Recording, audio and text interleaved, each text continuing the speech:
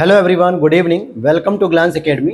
दोस्तों, आज की इस क्लास में हम लोग कवर करेंगे आपकी यूपीपीसीएस प्रीलिम्स 2024 और समीक्षा अधिकारी 2024 के एग्जाम्स को ध्यान में रखते हुए हमारी टीम के द्वारा जो हैंड रिटन शॉर्ट नोट्स बनाए गए थे, जो कि पूरी तरीके से घटनाचक पूर्वावलोकन पे आधारित हैं और यहाँ से बहुत सारे प्रश्न आपके फैक्चुअल इन्फॉर्मेशन, साथ ही साथ कॉन्सेप्ट डिटेल, ये सभी चीज़ें बहुत अच्छी तरीके से तैयार की गई हैं, जिसमें से डायरेक्टली आपके प्रश्न समीक्षा अधिकारी जो 11 फरवरी को पेपर हुआ था उसमें भी आ गए थे और आगामी परीक्षाओं में भी मुझे पूरी उम्मीद है कि यहाँ से पेपर इसी नोट से आपके फंस जाएंगे।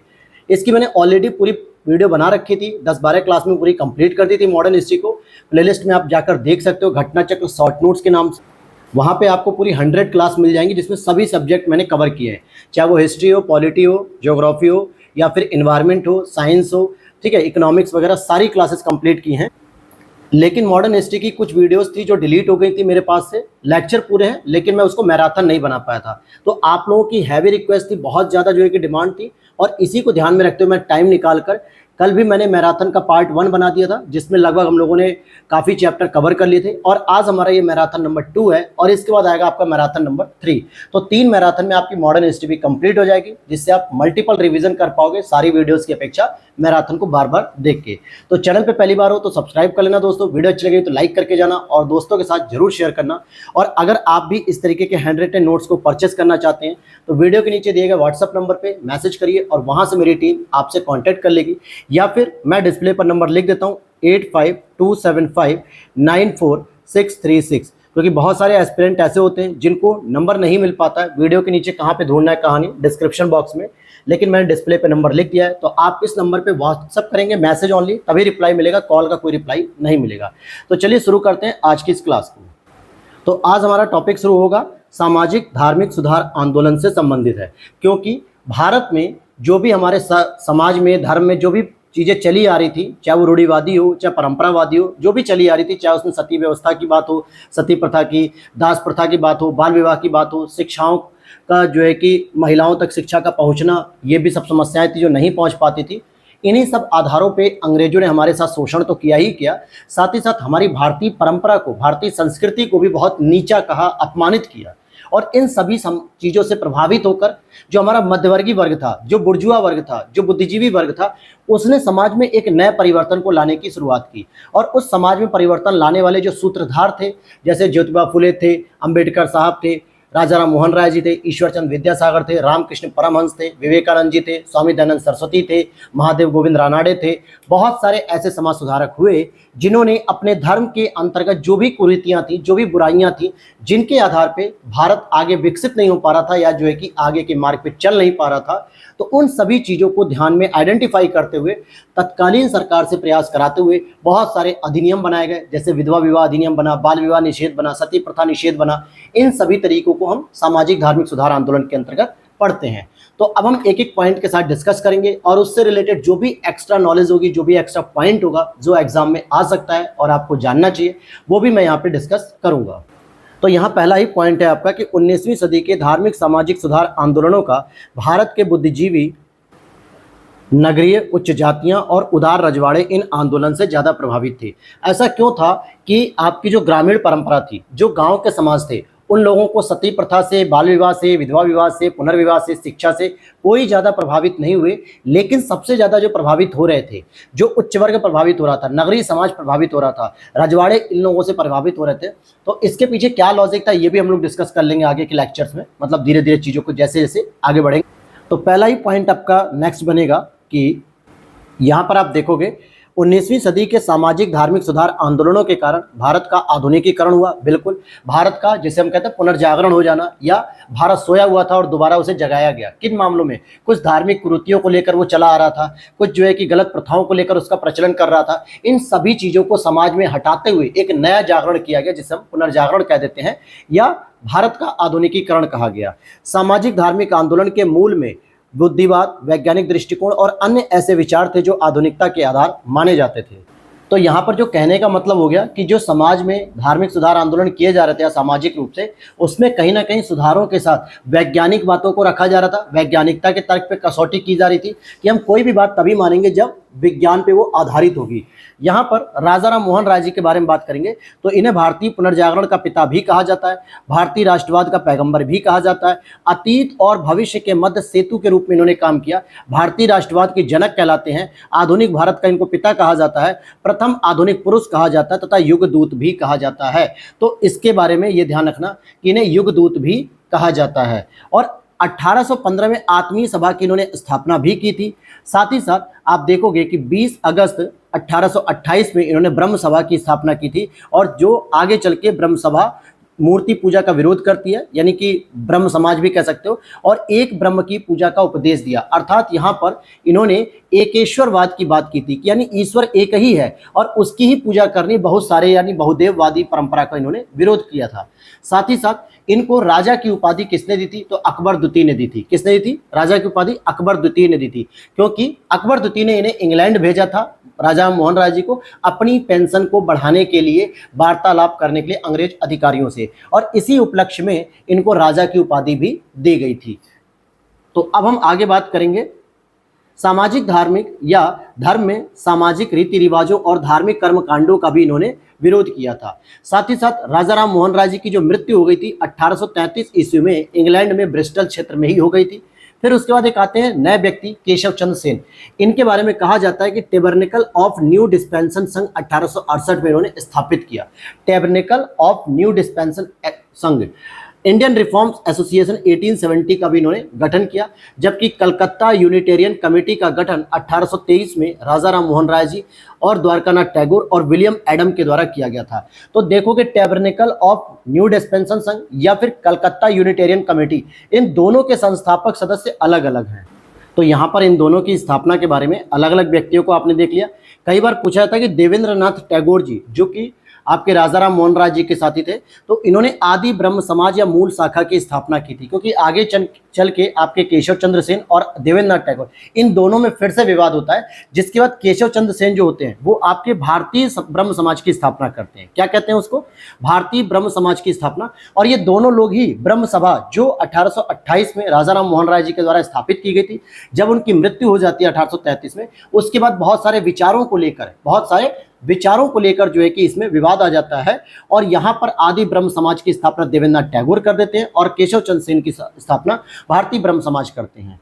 और साधारण ब्रह्म समाज की बात करें तो आनंद मोहन बोस और शिवनाथ शास्त्री जी ने की थी। राजा राम मोहन राय के धार्मिक और सामाजिक विचारों के विरोध में भवानी चरण बंदोपाध्याय ने 1822 ईस्वी में समाचार चंद्रिका पत्रिका का प्रकाशन किया। हालांकि ये लोग वेदांत सोसाइटी जब हो रही थी या फिर जो है कि आत्मीय सभा, ये सभी चीज़ों में साथ थे दोनों लोग, लेकिन कुछ मुद्दों पे भवानी चरण बंदोपाध्याय क्या थे? रूढ़िवादी होते जा रहे थे, और राजा राम मोहन राय जी परंपरावादी व्यवस्थाओं को छोड़ते हुए आधुनिकीकरण की ओर आगे बढ़ रहे थे, लेकिन जो हमारे भारत के लिए जरूरी थी। और इसी मुद्दे पर आके दोनों लोगों के बीच में विरोध होता है। फिर बाद में भवानी चरण बंदोपाध्याय चंद्रिका नाम की पत्रिका या समाचार चंद्रिका में राजा राम मोहन राय के विभिन्न विचारों का विरोध करना शुरू कर देते हैं। 19वीं शताब्दी के उत्तरार्ध में नव हिंदूवाद के सर्वश्रेष्ठ प्रतिनिधि कौन थे? तो यहाँ पे स्वामी विवेकानंद जी सबसे अच्छे प्रतिनिधि यहाँ पर माने जाते हैं। फिर यहाँ पर हम देखेंगे रामकृष्ण परमहंस की शिक्षा की व्याख्या को साकार करने का श्रेय स्वामी विवेकानंद जी को ही दिया जाता है। व्यवहारिक वेदांत के प्रतिपादक भी विवेकानंद जी थे। सर्वप्रथम इन्होंने जो भाषण दिया था 1896 लंदन में दिया गया था। ये शिकागो वाला नहीं है दोस्तों, वो अलग है। यहाँ पर हम बात करेंगे व्यवहारिक वेदांत पर इन्होंने सबसे पहले भाषण 1896 लंदन में दिया। और रामकृष्ण मिशन की स्थापना भी इन्होंने 1897 में हावड़ा के बेलूर में की थी, जो कहाँ पे आएगा? वेस्ट बंगाल में आएगा, क्योंकि पश्चिम बंगाल में काली माता के मंदिर में इनके गुरु रामकृष्ण जी क्या थे? रामकृष्ण परमहंस जी पुजारी थे काली माता के मंदिर में, और ये मूर्ति पूजा में भी विश्वास करते थे, क्योंकि इनका मानना था कि अगर व्यक्ति को कहीं पे अपना ध्यान एकत्रित करना है, पूजा पाठ में कहीं ध्यान एकत्रित करना है, तो उसके सामने अगर कोई ऐसी मूर्ति या कोई ऐसी चित्र है जिस पे वो अपना ध्यान केंद्रित कर सकता है। अगर मूर्ति नहीं होगी तो व्यक्ति का मन और चित्त भटकता रहेगा, उसका ध्यान एकत्रित नहीं हो सकता है। इसीलिए इन्होंने मूर्ति पूजा का भी विरोध नहीं किया।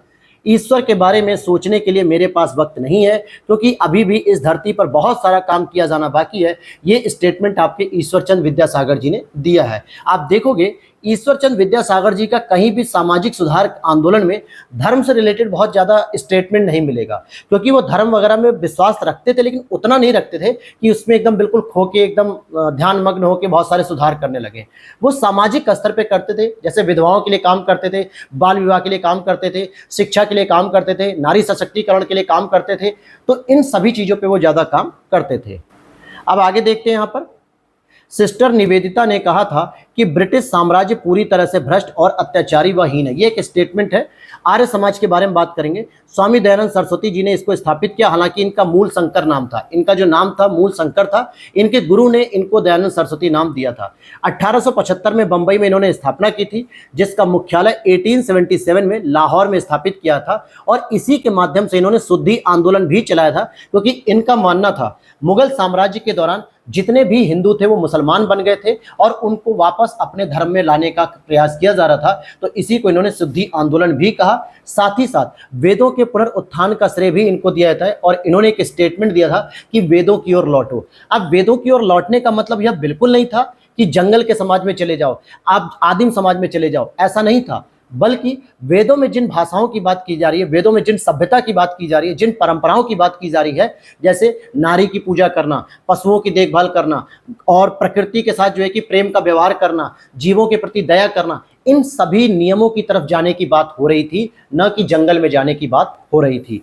और भारत का मार्टिन लूथर भी दयानंद सरस्वती जी को ही कहा जाता है। और इन्होंने एक पुस्तक निकाली थी सत्यार्थ प्रकाश, जो कब आई थी? 1875 में ये पुस्तक आई थी सत्यार्थ प्रकाश, जिसमें श्वेत जाति की श्रेष्ठता में विश्वास की जड़ों को इन्होंने कमजोर किया कि आप यह बिल्कुल मत सोचो कि गोरे लोग हमारे पर शासन कर रहे हैं तो गोरे लोग हमारा भला करेंगे, यानी गोरा हमेशा सही हो ये जरूरी नहीं है।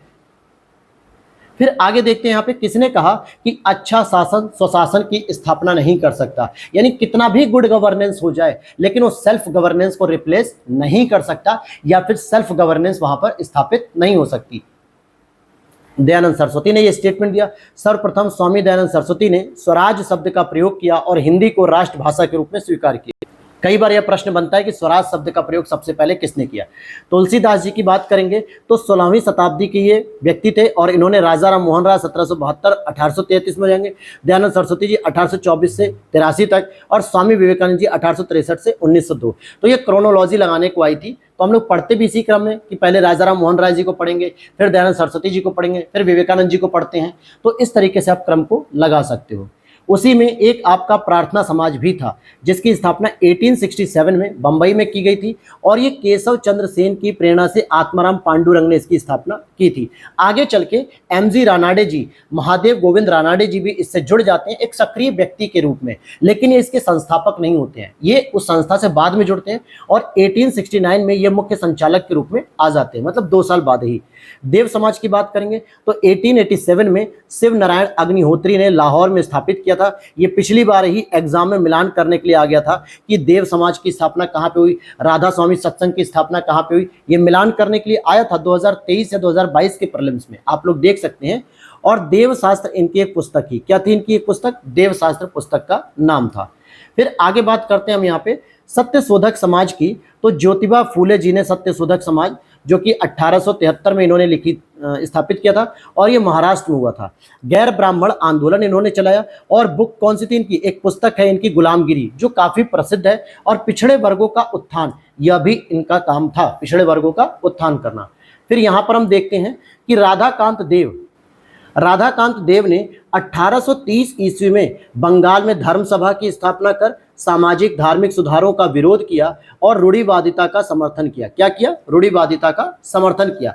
तो यहाँ पर पूछा जाता है कि राधाकांत देव ने धर्म सभा की स्थापना कहाँ पे की? बंगाल में 1830। जैसे देव समाज हो गया, धर्म सभा हो गया, राधा स्वामी सत्संग हो गया। तो ये ऐसे स्टेटमेंट आपसे पूछे जाते हैं। देखो यहाँ लिखा भी है कि राधा स्वामी सत्संग आंदोलन की स्थापना 1861 में आगरा में शिव दयाल साहब या तुलसी जी के द्वारा की गई थी। तो 4 स्टेटमेंट याद रख लो मिलान करने के लिए। पहला, देव समाज की स्थापना कहां पर हुई? अभी मैंने बताया आपको, लाहौर में हुई थी। फिर राधाकांत देव के द्वारा जो धर्म सभा की स्थापना की गई, ये कहां पर था? तो ये बंगाल में था। राधा स्वामी सत्संग की बात करेंगे तो ये आगरा में था। तो ये 2-3 आपको याद रखने हैं। आगे चलते हैं हम लोग। गोपाल हरि देशमुख जी के बारे में बात करेंगे। ये महाराष्ट्र के प्रमुख समाज सुधारक थे और इनको लोकहितवादी भी कहा जाता था। गोपाल हरि देशमुख जी को महाराष्ट्र में विधवा पुनर्विवाह हेतु अभियान का नेतृत्व किसने किया था? विष्णु परशुराम पंडित ने किया था। किसने किया था? विष्णु परशुराम पंडित ने किया था। 1850 ईस्वी में विडो रीमैरिज एसोसिएशन की स्थापना और विधवा पुनर्विवाह का आंदोलन भी इन्होंने चला था, विष्णु परशुराम पंडित जी ने। हालांकि विडो रीमैरिज एसोसिएशन और विधवा पुनर्विवाह के बारे में बहुत सारे लोग आएंगे आपको, लेकिन छोटे छोटे शब्दों से उनके अंतर आते हैं। 1891 में सम्मति आयु अधिनियम आता है, जो कि बीएम मालाबारी, जैसे आपको स्टेटमेंट दिया था डायरेक्ट, बीएम मालाबारी या बहरामजी मालाबारी के प्रयासों से पारित हुआ। इसी को हम एज ऑफ कंसेंट कहते हैं, सहमति आयु अधिनियम, यानी कि सहमति के साथ। और जन्म इनका बड़ौदा के पारसी परिवार में हुआ था। मालाबारी जी पारसी परिवार से थे और 1853 में ये बाल विवाह के खिलाफ भी थे, मतलब 1853 में तो जन्म होता है और ये बाल विवाह के भी खिलाफ थे। अच्छा, एक चीज और याद रखना कि जो समाज सुधारक हम लोग आंदोलन पढ़ रहे हैं, यहां पर कुछ ऐसी परंपराएं थी जिनका विरोध लगभग सभी ने किया था। आपको आंख मूंद के उस पर टिक लगाना है। जैसे कोई नहीं चाहता था कि कोई महिला का सती किया जाए, ठीक है, पहली बात। अब यहां पे आप कहोगे कि सर तिलक जी तो ऐसा करते थे, लेकिन तिलक जी कभी भी सती प्रथा के मतलब समर्थन में नहीं थे। बस इस चीज के खिलाफ थे कि अंग्रेज कौन होते हैं हमारी परंपरा में दखल देकर हमें सही करने का काम, हम खुद अपनी परंपराओं को सही कर लेंगे। इसका विरोध करते थे कि अंग्रेज हमारी मामलों में इंटरफेयर न करे। तो सती प्रथा का विरोध लगभग सभी ने किया। बाल विवाह का विरोध सभी ने किया, क्योंकि सभी के घर में बेटी और बेटे थे। उनको पता था कि अगर ये परंपरा चलती रहेगी तो कल को मेरी बेटी का भी बाल विवाह होगा, और बाल विवाह करना बहुत ही हानिकारक होता है, सबसे इंपॉर्टेंट स्वास्थ्य कारणों से। क्योंकि जब वो प्रेगनेंसी कंसीव करेगी तो उसकी एज और उसकी उम्र और उसकी बॉडी इस तरीके से स्ट्रक्चर्ड नहीं होगी कि वो प्रेगनेंसी को कंसीव करे या एक नए बच्चे को जन्म दे सके। बाल विवाह का सबसे बड़ा दुष्परिणाम ये था। दूसरा, अगर बाल विवाह हो जाएगा तो उस जमाने में महिलाएं सामान्यतः घर के कामों में व्यस्त रहती थी और जिससे उनकी शिक्षा का पतन हो रहा था, मतलब महिलाओं को शिक्षा भी नहीं मिल पा रही थी, तो अधिकारों के बारे में जानकारी नहीं थी। तो बाल विवाह का विरोध सब कर रहे थे, सती प्रथा का विरोध सब लोग कर रहे थे, ठीक है। तो ये दो तीन चीजें ऐसी हैं जो आपको सीधे याद हो जानी चाहिए। आगे देखते हैं। भारतीय राष्ट्रीय सामाजिक सम्मेलन की स्थापना 1887 में एमजी रानाडे जी और रघुनाथ राव जी के द्वारा की गई थी। अब यहाँ पे कुछ संस्था हैं और उसके प्रवर्तक जिन्होंने शुरू किया, जैसे सर्वेंट्स ऑफ इंडिया सोसाइटी, यानी कि भारत के सेवक के रूप में जो समाज खोला गया वो गोखले ने खोला, मतलब गोपाल कृष्ण गोखले जी। उसके बाद है सोशल सर्विस लीग 1911 में एनएम जोशी साहब, नारायण मल्हार जोशी जी हैं। सेवा समिति 1914 की बात करेंगे तो हृदयनाथ कुंजरू साहब हैं। सोशल रिफॉर्म्स एसोसिएशन रानाडे के नेशनल कॉन्फ्रेंस 1887 द्वारा स्थापित हुआ। फिर आगे बात करेंगे 1878 में वीरेश लिंगम ने राजमुंद्री सोशल रिफॉर्म एसोसिएशन की स्थापना की। कई बार होता है ये नाम बहुत चर्चा में रख दिया था, वीरेश लिंगम, तो याद कर लेना इन्होंने क्या किया था, राजमुंद्री सोशल रिफॉर्म एसोसिएशन की स्थापना की थी। आगे देखते हैं यहाँ पे भारतीय स्वतंत्रता आंदोलन के समय राष्ट्रीय सामाजिक सम्मेलन नेशनल सोशल कॉन्फ्रेंस का गठन उत्तरदायी कारण कौन कौन से कि इनका गठन किया गया। पहली चीज कि भारतीय राष्ट्रीय कांग्रेस अपने कार्यक्रम में सामाजिक सुधारों को नहीं रखना चाहती थी। प्रमुख उद्देश्य के लिए उसने अलग से संगठन बनाने का सुझाव दिया, क्योंकि कांग्रेस का जो मुख्य उद्देश्य था वो राजनीतिक था, अर्थात राजनीतिक सत्ता को प्राप्त करना है, भारत को आजाद कराना है, अंग्रेजों से जो है कि मुक्त कराना है। तो उनका उद्देश्य राजनीतिक था। उन्होंने कहा कि अगर हम समाज के सुधार करने का भी काम अभी से करने लग जाएंगे तो फिर हमारी राजनीतिक प्रक्रियाएं क्या होंगी, बाधित होंगी, और राजनीतिक जो हम दबाव बना सकते थे अंग्रेजों पे वो कम हो जाएगा। इसीलिए उन्होंने कहा कि ऐसा करो कि आपको अगर समाज के स्तर पर सुधार करना है तो सामाजिक संगठन एक अलग बना लो, नाम भले कांग्रेस के नाम से रख देना। तो नेशनल सोशल कॉन्फ्रेंस उसका नाम दिया गया। केशव चंद्र सेन के नेतृत्व में ब्रह्म समाज ने नारी शिक्षा के लिए आंदोलन चलाया। विनोबा भावे जी ने शरणार्थियों में काम करने के लिए सर्वोदय समाज की स्थापना की कि शरणार्थियों के लिए भी काम किया जाए। 1856 ईस्वी में हिंदू विधवा पुनर्विवाह कानून, हिंदू विडो रीमैरिज एक्ट द्वारा विधवाओं को पुनर्विवाह के कानून को संगत बनाया गया कि जिसका पति मर गया, यानी कि जो महिला विधवा हो चुकी है, वो सती नहीं करेगी बल्कि अपना दूसरा विवाह भी कर सकती है। और 1899 ईस्वी में डीके कर्वे ने पूना में विधवा आश्रम की स्थापना की तथा 1916 में बंबई में पहला महिला विश्वविद्यालय स्थापना किया। अब आप कहोगे सर हमने तो पढ़ा है कि रमाबाई जी ने भी किया था, ज्योतिबा फुले की पत्नी ने भी, सावित्रीबाई फुले ने भी बच्चों के लिए स्कूल खोले थे पूना वगैरह में। लेकिन याद रखो वो स्कूल थे। यहाँ पे पूछा जा रहा है यूनिवर्सिटी, जहाँ पे हायर एजुकेशन ग्रैप्स की जाती है, जहाँ पे आप उच्च शिक्षा ग्रहण करते हो 12th के बाद, तो ये महिलाओं के लिए जो हायर एजुकेशन के लिए जो यूनिवर्सिटी खोली गई थी, ये पहली थी 1916 में, जो कि डीके कर्वे ने ओपन की थी। किसने प्रमुख रूप से विधवा पुनर्विवाह के लिए संघर्ष किया और कानूनी रूप से वैध बनाने में सफलता प्राप्त की? तो ईश्वर चंद्र विद्यासागर जी के प्रयासों से, और 1856 में इसे वैध कर दिया गया। फिर आगे देख लेते हैं, बेथुन कॉलेज के पहले सेक्रेटरी यानी सचिव कौन? मतलब ये ईश्वर चंद्र विद्यासागर जी बेथुन कॉलेज के पहले सेक्रेटरी या पहले सचिव भी थे। लॉर्ड एलनब्रो के काल में 1843 के एक्ट 5 ने गुलामी यानी दासता को गैर कानूनी बना दिया था, दास प्रथा समाप्त हो जाती है उस समय। केशव चंद्र सेन ने 1872 के नेटिव मैरिज एक्ट को पारित कराने में महत्वपूर्ण भूमिका निभाई थी, जिसमें लड़कियों की उम्र 14 साल और लड़कों की उम्र 12 साल की गई थी। एज ऑफ कंसेंट एज का विरोध तिलक ने किया था। देखो अब यहाँ पे क्या है, क्या तिलक बाल विवाह के समर्थन में थे? ऐसा नहीं है। तिलक इसलिए विरोध कर रहे थे क्योंकि एज ऑफ कंसेंट में सामान्यतः जो अंग्रेजी शासन था वो भी इंटरफेयर कर रहा था, और वो नहीं चाहते थे कि अंग्रेज हमारे समाज सुधारक के कार्य को संपन्न करें। 1853 में जन्मे ये पश्चिमी भारत के पारसी थे। ये इंडियन स्पेक्टेटर कहलाते थे, वॉइस ऑफ इंडिया भी थे, इसके संपादक थे, और ये एक समाज सुधारक और सम्मति आयु अधिनियम 1891 के पक्ष में प्रमुख संघर्ष करता थे। तो यह प्रश्न पूछा जा रहा है आपका बीएम मालाबारी के संदर्भ में, यानी बहराम सिंह मालाबारी के संदर्भ में ये स्टेटमेंट दिया गया था। आगे चलते हैं अगले स्टेटमेंट की ओर, क्योंकि ये चैप्टर जो आपका चल रहा है ना, ये बिल्कुल मिस करने लायक नहीं है, क्योंकि यहाँ से भी एक ना एक प्रश्न आपको मिलान करने के लिए जरूर आ जाता है। हालांकि जितनी भी मैं मैराथन में कंप्लीट कराऊंगा पूरी एंशिएंट मतलब मॉडर्न हिस्ट्री, आप उसको पूरा देख के जाना, तभी आपको बहुत सारे प्रश्न मिल जाएंगे। अब यहाँ पर हम आगे देखेंगे कि शारदा अधिनियम के अंतर्गत लड़कियों एवं लड़कों के जो विवाह की न्यूनतम आयु रखी गई थी 14 वर्ष और 18 वर्ष, यानी कि लड़कियों की जो विवाह की न्यूनतम आयु रहेगी कितनी? 14 वर्ष रहेगी, और लड़कों के लिए 18 वर्ष रहेगी, और इसे बाल विवाह निषेध कानून भी कहा जाता है। फिर यहाँ पर आप देखोगे कि मानव धर्म सभा का जो स्थापना हुई थी वो कहाँ हुई थी? सूरत में। नदवा उल उलमा की बात करेंगे तो ये लखनऊ में हुई थी। किस समाज सुधारक ने 1826 के जूरी अधिनियम का घोर विरोध किया था? तो राजा राम मोहन राय जी ने किया था, क्योंकि जूरी अधिनियम क्या था कि धर्म के आधार पे भारतीयों को अयोग्य घोषित कर रहा था, तो इसीलिए जो है कि इसका विरोध किया था। पूना सार्वजनिक सभा की स्थापना किसने की? 1870 में महादेव गोविंद रानाडे जी ने की थी, जिसमें अन्य सदस्य के रूप में बाल गंगाधर तिलक, गोपाल हरि देशमुख जी और जीवी जोशी साहब भी इसमें सम्मिलित थे। देवेंद्रनाथ टैगोर ने 1839 में तत्वबोधिनी सभा की स्थापना की थी। 1839 में तत्वबोधिनी सभा की स्थापना की थी। यह भी कई बार आपको एग्जाम में मिलान करने के लिए मिलता है। देखो पढ़ाते समय मैं जिन चीज़ों पे अगर इंपॉर्टेंट बता दे रहा हूँ ना, तो उनको तो जरूर याद कर लेना, क्योंकि वो कई बार के प्रश्नों में आए हुए प्रश्न है, इसीलिए बता रहा हूँ।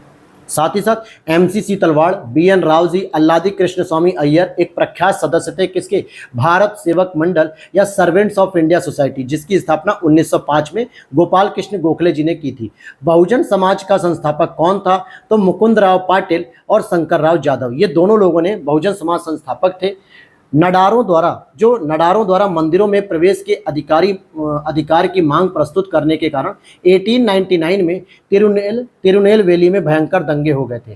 किसने कहा कि यदि भगवान अस्पृश्यता को सहन करते हैं तो मैं उन्हें कभी भी भगवान नहीं मानूंगा? बाल गंगाधर तिलक जी ने बहुत ही एक कट्टर स्टेटमेंट दिया था उस समय, जो कि काफ़ी बड़ी बात थी। राजा राम मोहन राय जी के बारे में क्या कहेंगे हम, कि ये न हिंदू धर्म का शुद्धतम रूप उपनिषदों में निहित है। इन्होंने कहा कि जो हिंदू धर्म का शुद्धतम रूप है ना, सही तरीके से, वो आपके उपनिषद में देखने को मिलेगा। केशव चंद्र सेन के बारे में इन्होंने क्या कहते हैं कि ब्रह्मवाद को विश्व धर्म बनाना चाहिए। दयानंद सरस्वती ने कहा कि हिंदू धर्म की पहचान वेदों में संस्थापित धर्म से की गई है, अर्थात जो धर्म है हमारा हिंदू धर्म, वो वेदों में जिस तरीके का उसी के बारे में बात की जाएगी। और रामकृष्ण परमहंस जी की बात करेंगे तो न कि हिंदू धर्म का, इन्होंने कहा कि हिंदू धर्म का शुद्धतम रूप उपनिषदों में निहित है। सेम यहाँ पे स्टेटमेंट आपका देखने को मिलेगा, जो राजाराम मोहन राय जी का भी हो गया। अब यहाँ पे जेईडी बेथुन, ये कलकत्ता में संस्कृत कॉलेज के प्राचार्य थे। बीएम मालाबारी जी बाल विवाह के विरुद्ध संघर्ष प्रारंभ इन्होंने किया, और 1851 में नौरोजी साहब, जो कि इनका नाम था नौरोजी फरदोजनी, इन्होंने रहनुमाई मासदयान सभा की स्थापना भी की थी। अब देखिए इसी प्रश्न को मैं बार बार कह रहा था कि भारत धर्म महामंडल कहाँ पे हुआ? हरिद्वार में, देव समाज लाहौर में, राधा स्वामी सत्संग आगरा में और सनातन धर्म रक्षणी सभा ये कलकत्ता में। तो ये कई बार होता है कि अलग अलग स्टेटमेंट में आपको पूछ लिया जाता है। दयानंद सरस्वती, विद्यासागर, मोहन राय और ये सभी संस्कृत में प्रवीण थे, यानी कि राजा राम मोहन राय जी हो गए, ईश्वर चंद्र विद्यासागर हो गए, दयानंद सरस्वती जी हो गए, ये सभी बंगाली भाषा के साथ साथ भी किसमें प्रवीण थे? संस्कृत में प्रवीण थे, यानी कि संस्कृत में अच्छे नॉलेज करता थे, नॉलेज अच्छी थी। भारत में नारी आंदोलन किनकी प्रेरणा से हुआ? तो ज्योतिबा फुले की प्रेरणा से हुआ। 1838 में लड़कियों के लिए इन्होंने स्कूल ओपन किया, जो कि भारत का एक प्रथम स्कूल माना जाता है, जो कि भारत के लिए क्या माना था? एक प्रथम स्कूल। और मैंने फिर कहूंगा कि स्कूल अलग होता है, और जो यूनिवर्सिटीज खोली गई थी महिलाओं के लिए 1916 में D.K. कर्वे साहब ने खोली थी। लेकिन अगर स्कूल की जगह आप मतलब यूनिवर्सिटी की जगह आपसे स्कूल पूछा जाएगा तो आपको क्या बताना है? 1848 में। आधुनिक भारत में महिला आंदोलन की प्रेरणा स्रोत रमाबाई रानाडे रही हैं। सेवा सदन संगठन की भी इन्होंने स्थापना की थी। 1889 में एनी बेसेंट ने थियोसॉफिकल सोसाइटी की सदस्यता ले ली थी। कब ले ली थी? 1889 में। और 1907 में कर्नल अल्काट की मृत्यु होने के बाद डॉक्टर एनी बेसेंट जी थियोसॉफिकल सोसाइटी की अध्यक्ष बन चुकी थी। फिर आगे अगर हम बात करते हैं यहाँ पे कि मद्रास, यानी मद्रास का मतलब अडयार भी कह सकते हो और उसे तमिलनाडु भी कहा जाता है। इसमें थियोसॉफिकल सोसाइटी का अंतर्राष्ट्रीय एक मुख्यालय भी स्थापित किया गया था अडयार में। अब यहाँ पे कुछ आंदोलन है या संगठन और उनके लीडर, जैसे अखिल भारतीय अस्पृश्यता विरोधी लीग की स्थापना किसने की थी? महात्मा गांधी जी ने की थी।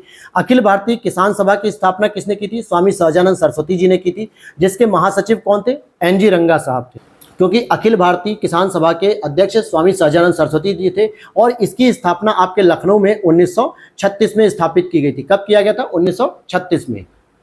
नेक्स्ट अगर हम बात करेंगे आत्मसम्मान आंदोलन की बात करेंगे, जो कि EV रामास्वामी पेरियार जी ने शुरू किया था, या EV रामास्वामी नायकर भी कहते हैं। और तमिलनाडु में निचले तबके के लिए किया गया था कि ताकि उनको क्या किया जाए कि उनको भी एक तरीके से अधिकार दिया जा सके। नव बौद्धवाद के प्रतिपादक कौन है? अंबेडकर। नवयान संप्रदाय की स्थापना की थी। दारुल उलूम की स्थापना किसने की? 1898 में लखनऊ में की गई थी और नदवातुल उलमा द्वारा की गई थी, जिसके संस्थापक शिबली नुमानी भी थे। देवबंद आंदोलन की बात कर लेते हैं, इंपॉर्टेंट है सहारनपुर के हिसाब से और यूपी के हिसाब से भी। शुरुआत इसकी हुज्जत अल इस्लाम इमाम मोहम्मद कासिम अल ननौतवी के द्वारा की गई थी 1866 में देवबंद सहारनपुर में। दारुल उलूम की स्थापना के साथ हुई थी, ठीक है। और सह संस्थापक रशीद अहमद गंगोई भी थे और सैयद अहमद आबिद जुल्फिकार अली, सभी लोग जो है कि इसके क्या थे? संस्थापक सदस्यों में शामिल थे। तो रशीद अहमद गंगोई के नाम पे ही सहारनपुर में गंगो ब्लॉक नाम से एक जगह बनाई गई है और ननौतवी नाम से एक ननौता नाम की एक जगह जहां पे चीनी मिल भी स्थापित की गई है। फराजी आंदोलन की बात कर लेते हैं तो हाजी शरीयतुल्लाह साहब ने इसकी स्थापना की, बंगाल में शुरू किया था। आगे चल के इनके पुत्र दादू मियां ने इस आंदोलन को और आगे बढ़ाया। बाद में ये बहावी आंदोलन में सम्मिलित हो जाते हैं, जिसकी शुरुआत पटना से की जाती है।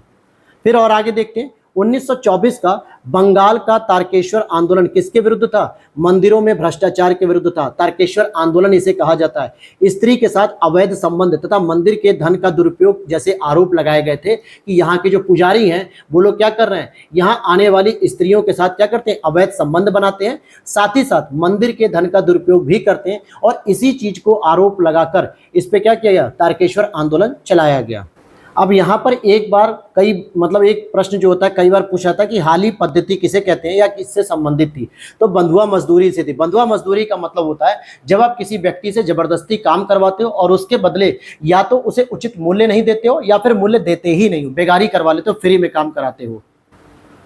विनायक दामोदर सावरकर और उनके भाई गणेश दामोदर सावरकर ने मित्र मेला नाम का एक संगठन शुरू किया था, जिसे 1904 में नासिक में VD सावरकर ने नाम बदलकर अभिनव भारत समाज या क्रांतिकारी संगठन कर दिया गया था। कई बार होता है कि आपको किताबों में अलग अलग देखने को मिलता है। मित्र मेला की जो स्थापना हुई थी 1899 भी कई जगह मिलेगा और 1901 भी मिलेगा, और ऐसा एग्जाम में भी होता है। लेकिन मूलतः इसको 1899 मानना है। क्या मानना है? 1899। अगर मान लो 1899 आपको ऑप्शन नहीं मिल रहा है, 1901 आपको ऑप्शन दिया गया एग्जाम में, तो आप इसे भी सही कर सकते हो। लेकिन अगर दोनों ऑप्शन है तो आपको 1899 मानना है, जो कि मित्र मेला की स्थापना की थी दोनों भाइयों ने। आगे चल के VD सावरकर ने इसका नाम बदल के अभिनव भारत संगठन कर दिया था, या अभिनव भारत समाज। अब चलते हैं कांग्रेस की तरफ हम बढ़ते हुए। कांग्रेस से पूर्व राजनीतिक जो संस्थाएं स्थापित की जा चुकी थी उनके बारे में हम अध्ययन करेंगे।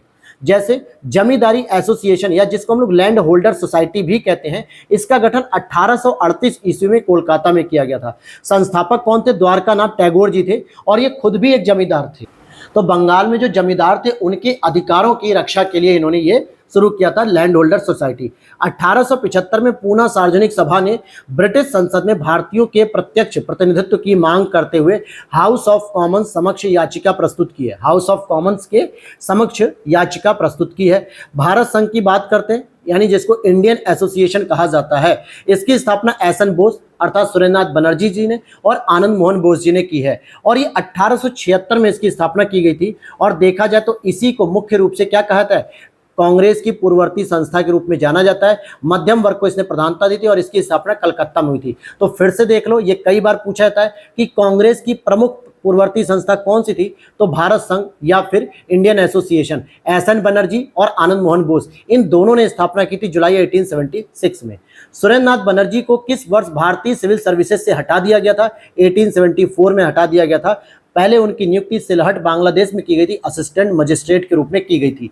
राजनीतिक सुधारों को लेकर विरोध करने वाले पहले भारतीय कौन थे? तो राजा राम मोहन राय जी थे, जिन्होंने राजनीतिक स्तर पर भी सुधार करने की बात सबसे पहले शुरू की थी। अब यहाँ पे कुछ आपको क्रोनोलॉजी पढ़नी है, तो यहाँ पर अब आप देखेंगे, क्या देखना है आपको? सबसे इंपॉर्टेंट चीज कि बॉम्बे एसोसिएशन की स्थापना 1852 ईस्वी में दादा भाई नौरोजी साहब ने की थी। बॉम्बे एसोसिएशन।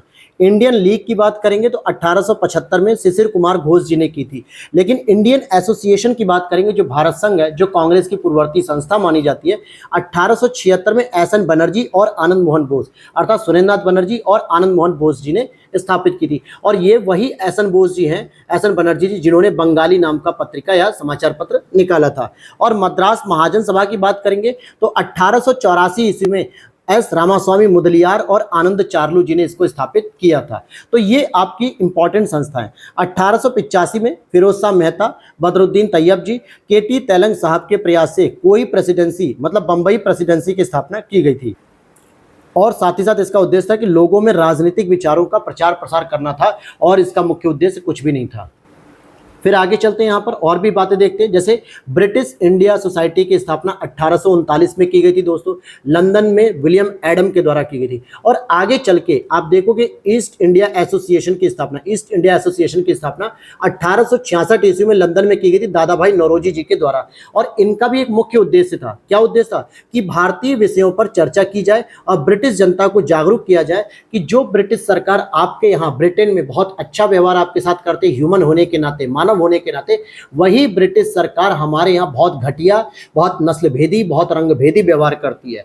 तो ब्रिटिश जनता को जागरूक करना इनका मुख्य उद्देश्य था। आगे एक इन्होंने और स्थापना की थी जिसको नेशनल इंडियन एसोसिएशन भी कहा जाता है। नेशनल इंडियन एसोसिएशन 1870-71 लंदन में स्थापित किया गया था मैरी कारपेंटर और मैनिंग की सहायता से। आगे देखते हैं यहाँ पे बंग भाषा प्रकाशिका सभा। ये अगर देखा जाए राजनीतिक संस्था के रूप में तो स्थापित होने वाली सबसे पहली संस्था है। इवन की लैंड होल्डर सोसाइटी से भी ये पहले स्थापित हुई है। अगर यहाँ पे देखोगे क्या लिख रहा है, बंग भाषा प्रकाशिका सभा 1836 में स्थापित हुई।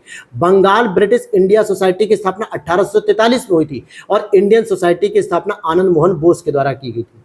इंडियन नेशनल लिबरल फेडरेशन भारतीय राष्ट्रीय उदारवादी संघ को एस.एन. बनर्जी ने स्थापित किया।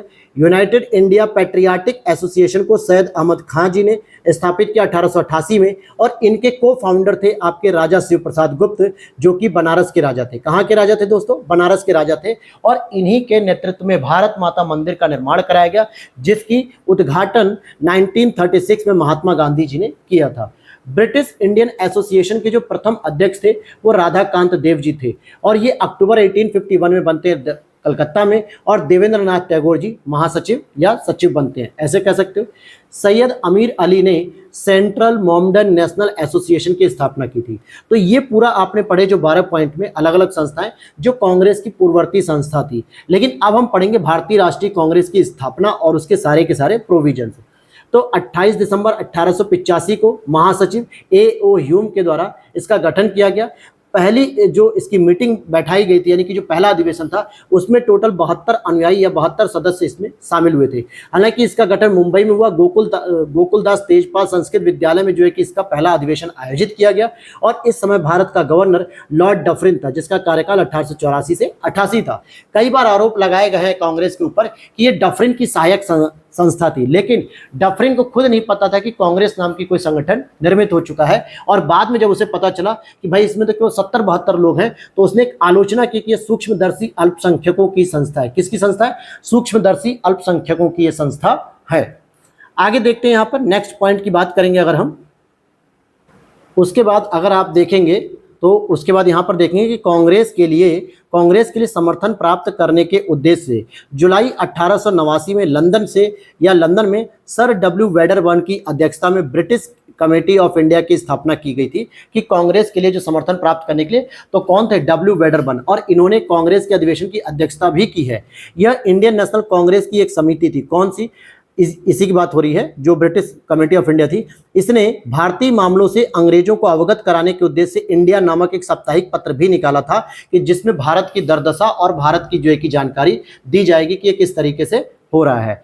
भारतीय राष्ट्रीय कांग्रेस के द्वितीय मुस्लिम अध्यक्ष कौन थे भैया? तो रहमतुल्लाह मोहम्मद सयानी, जो कि 1896 में होते। पहले कौन थे? जो तीसरा अधिवेशन होता है 1887 में मद्रास में, वहां पे बदरुद्दीन तैयब जी पहली बार इसकी अध्यक्षता करते हैं। ये वही बदरुद्दीन तैयब जी हैं जिन्होंने बॉम्बे प्रेसिडेंट्स एसोसिएशन की स्थापना की, केटी शाह और फिरोज शाह मेहता जी के साथ मिलकर।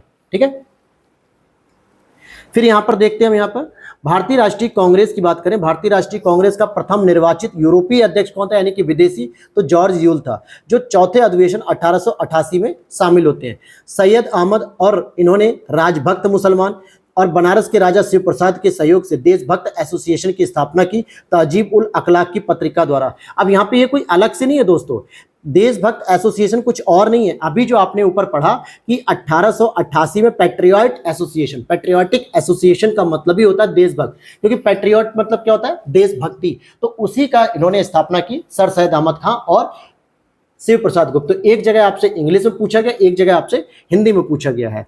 फिर आगे देखते हैं, भारतीय राष्ट्रीय कांग्रेस का अध्यक्ष कभी नहीं चुना गया। कौन? तिलक जी, क्योंकि इनकी आकस्मिक मृत्यु हो गई थी 1 अगस्त 1920 को, जिस दिन असहयोग आंदोलन शुरू किया गया था।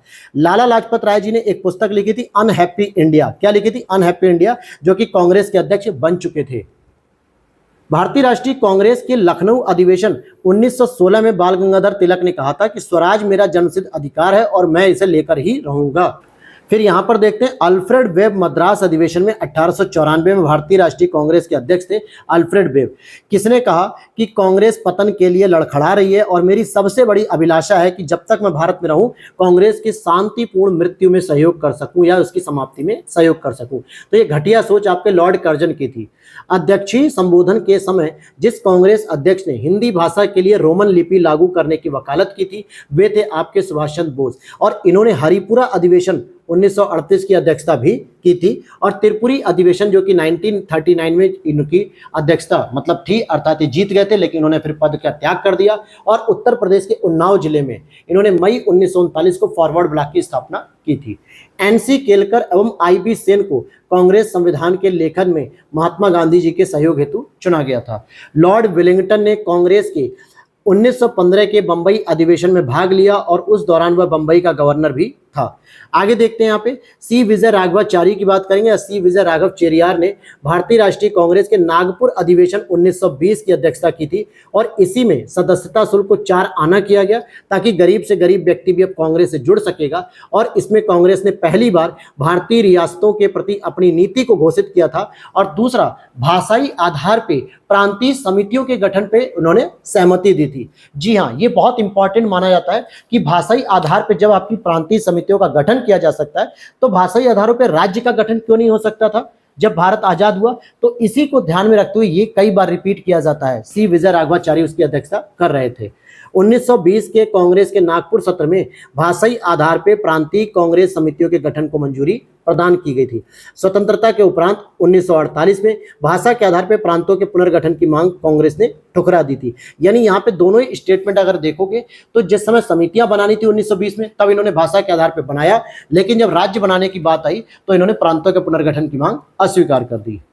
अब बात आगे करते हैं, हम लोग अगले पॉइंट की ओर चलते हैं। भारतीय राष्ट्रीय कांग्रेस के 1922 में आयोजित गया अधिवेशन के अध्यक्ष कौन थे? चित्तरंजन दास जी थे।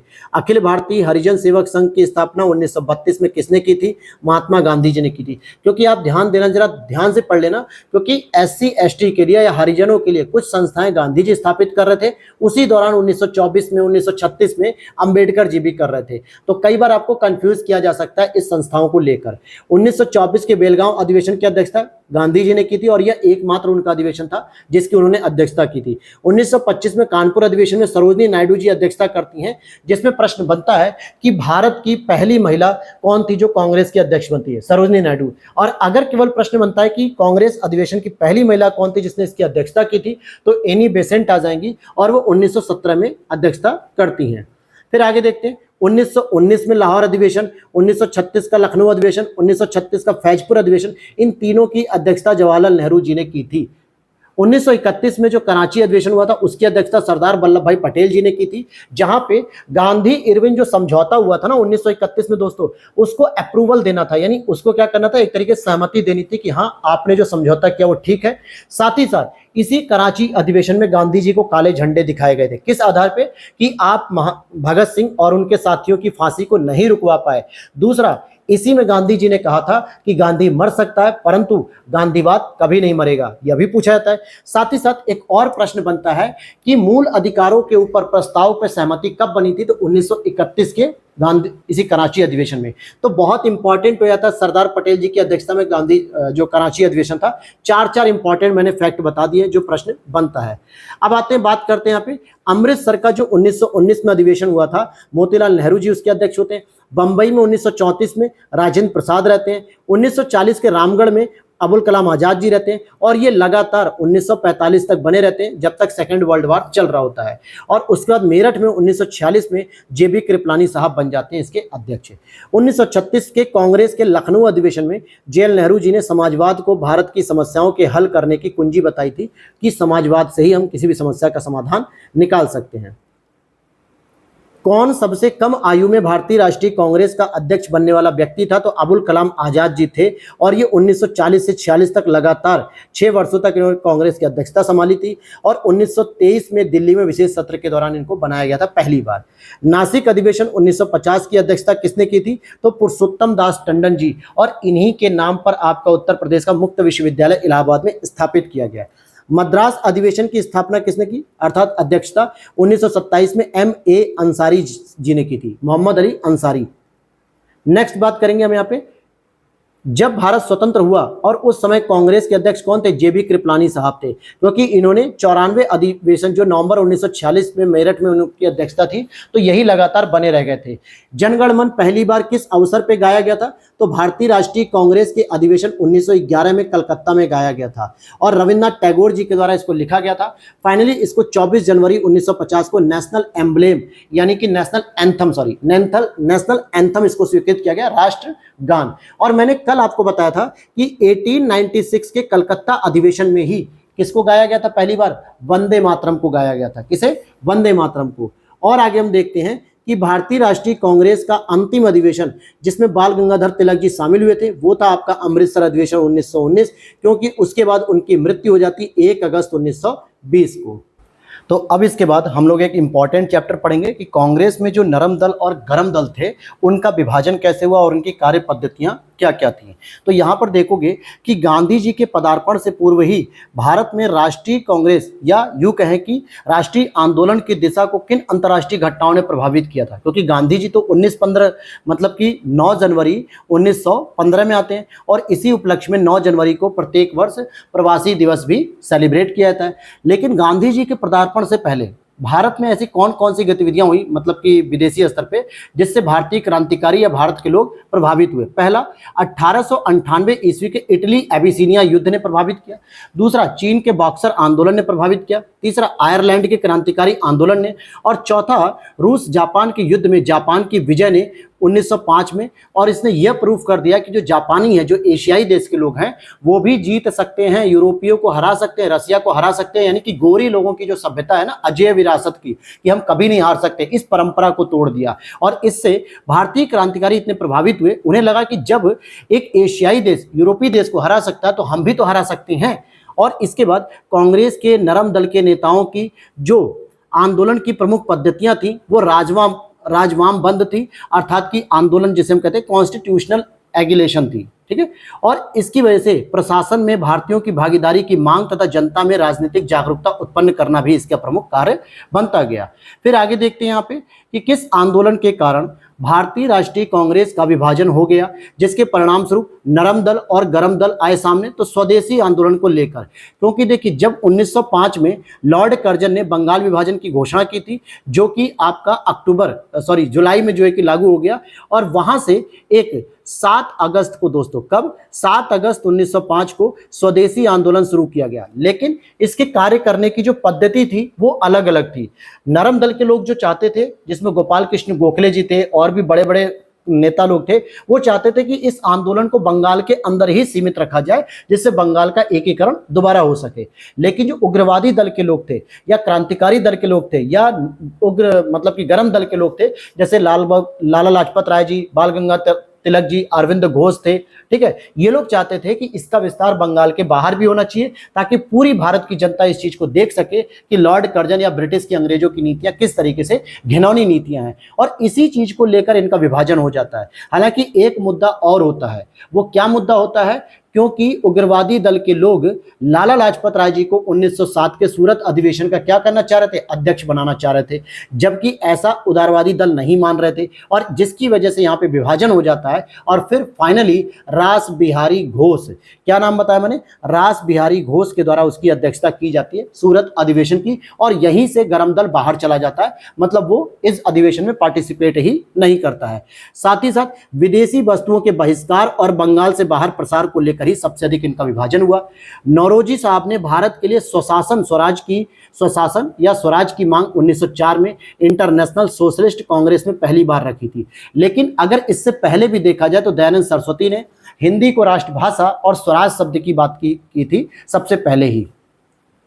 1905 में कांग्रेस के बनारस अधिवेशन के अपने संदेश में भी स्वशासन की बात कही गई।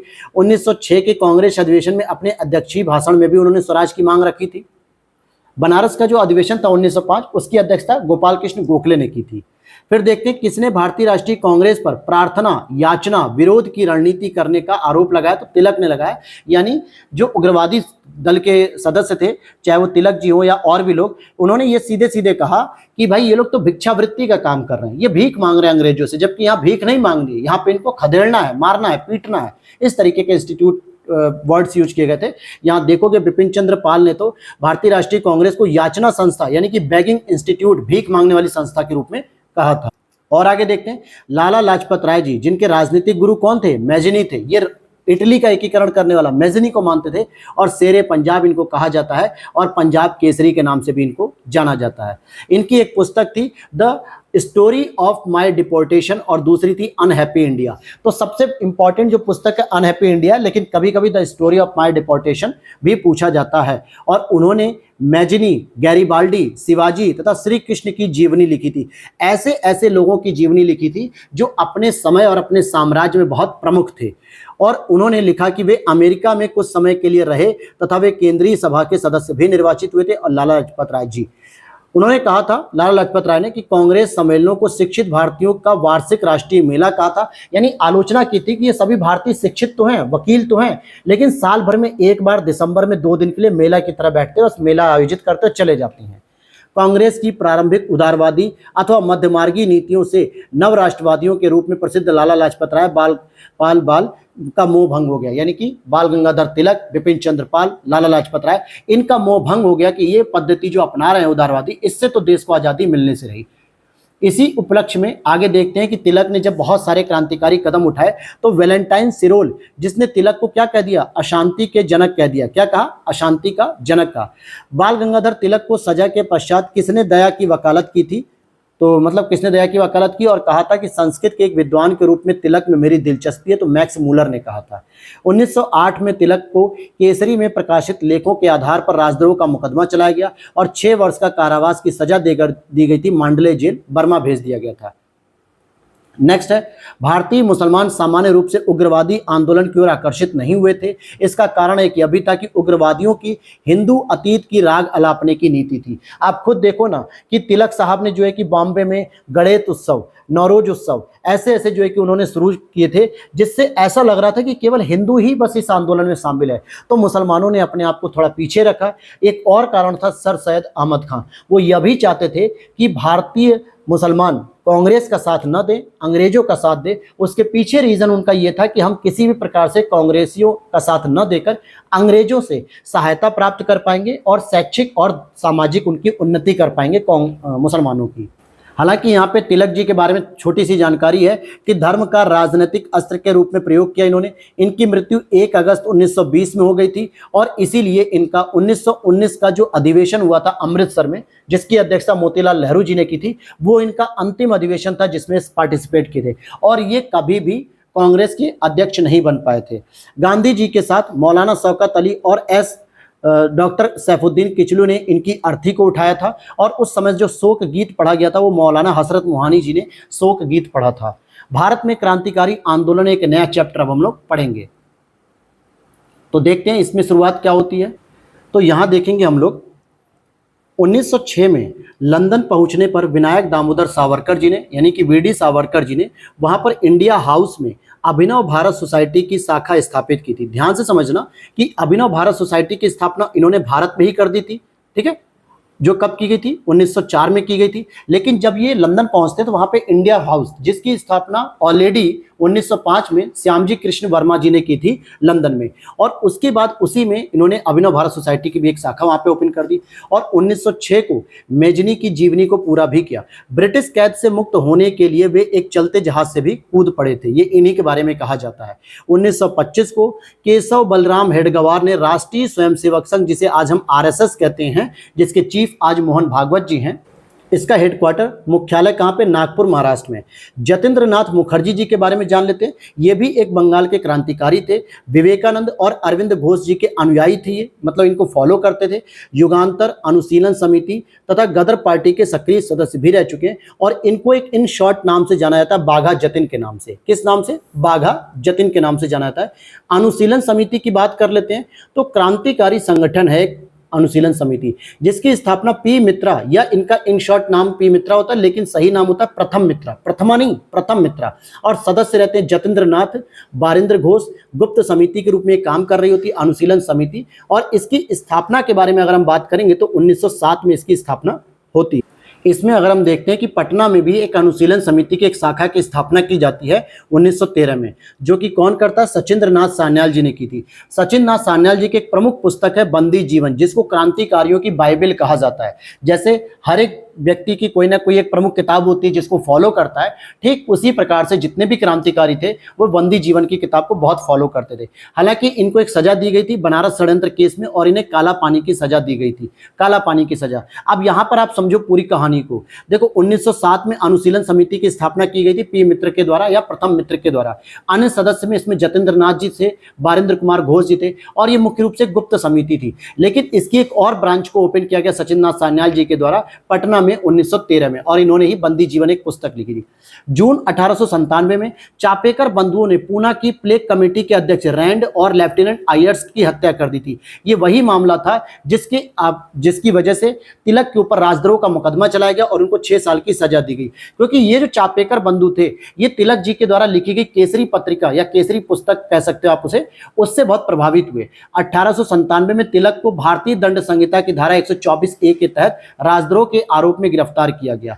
एक्चुअली बात क्या थी कि इन्होंने अपनी केसरी पत्रिका में लिखा था कि क्या कोई ऐसा वंशज नहीं जो राणा का या शिवाजी का, इस तरीके से उन्होंने स्टेटमेंट दिया था, जिससे क्या हुआ चापेकर बंधु उग्र हो गए, आक्रोशित हो गए कि नहीं हम है ना महाराष्ट्र में शिवाजी के वंश वंशज, हम क्यों नहीं कर सकते ये काम। और इस चीज के प्रभाव में आके इन्होंने इन 2 अधिकारियों की हत्या कर दी। और जब इनसे पूछताछ की गई कि आपको इस तरीके का काम या कृत्य करने का कहां से प्रलोभन मिला है जो भी, तो इन्होंने जब बताया और पूरी जांच हुई तो इसके आधार पे तिलक जी को यह कहा गया कि भाई आप देशद्रोह भड़का रहे हो, आप राजद्रोह कर रहे हो, आप कहीं ना कहीं कुछ गतिविधियां भड़का रहे हो। तो इस आरोप में इनको सजा दी गई थी।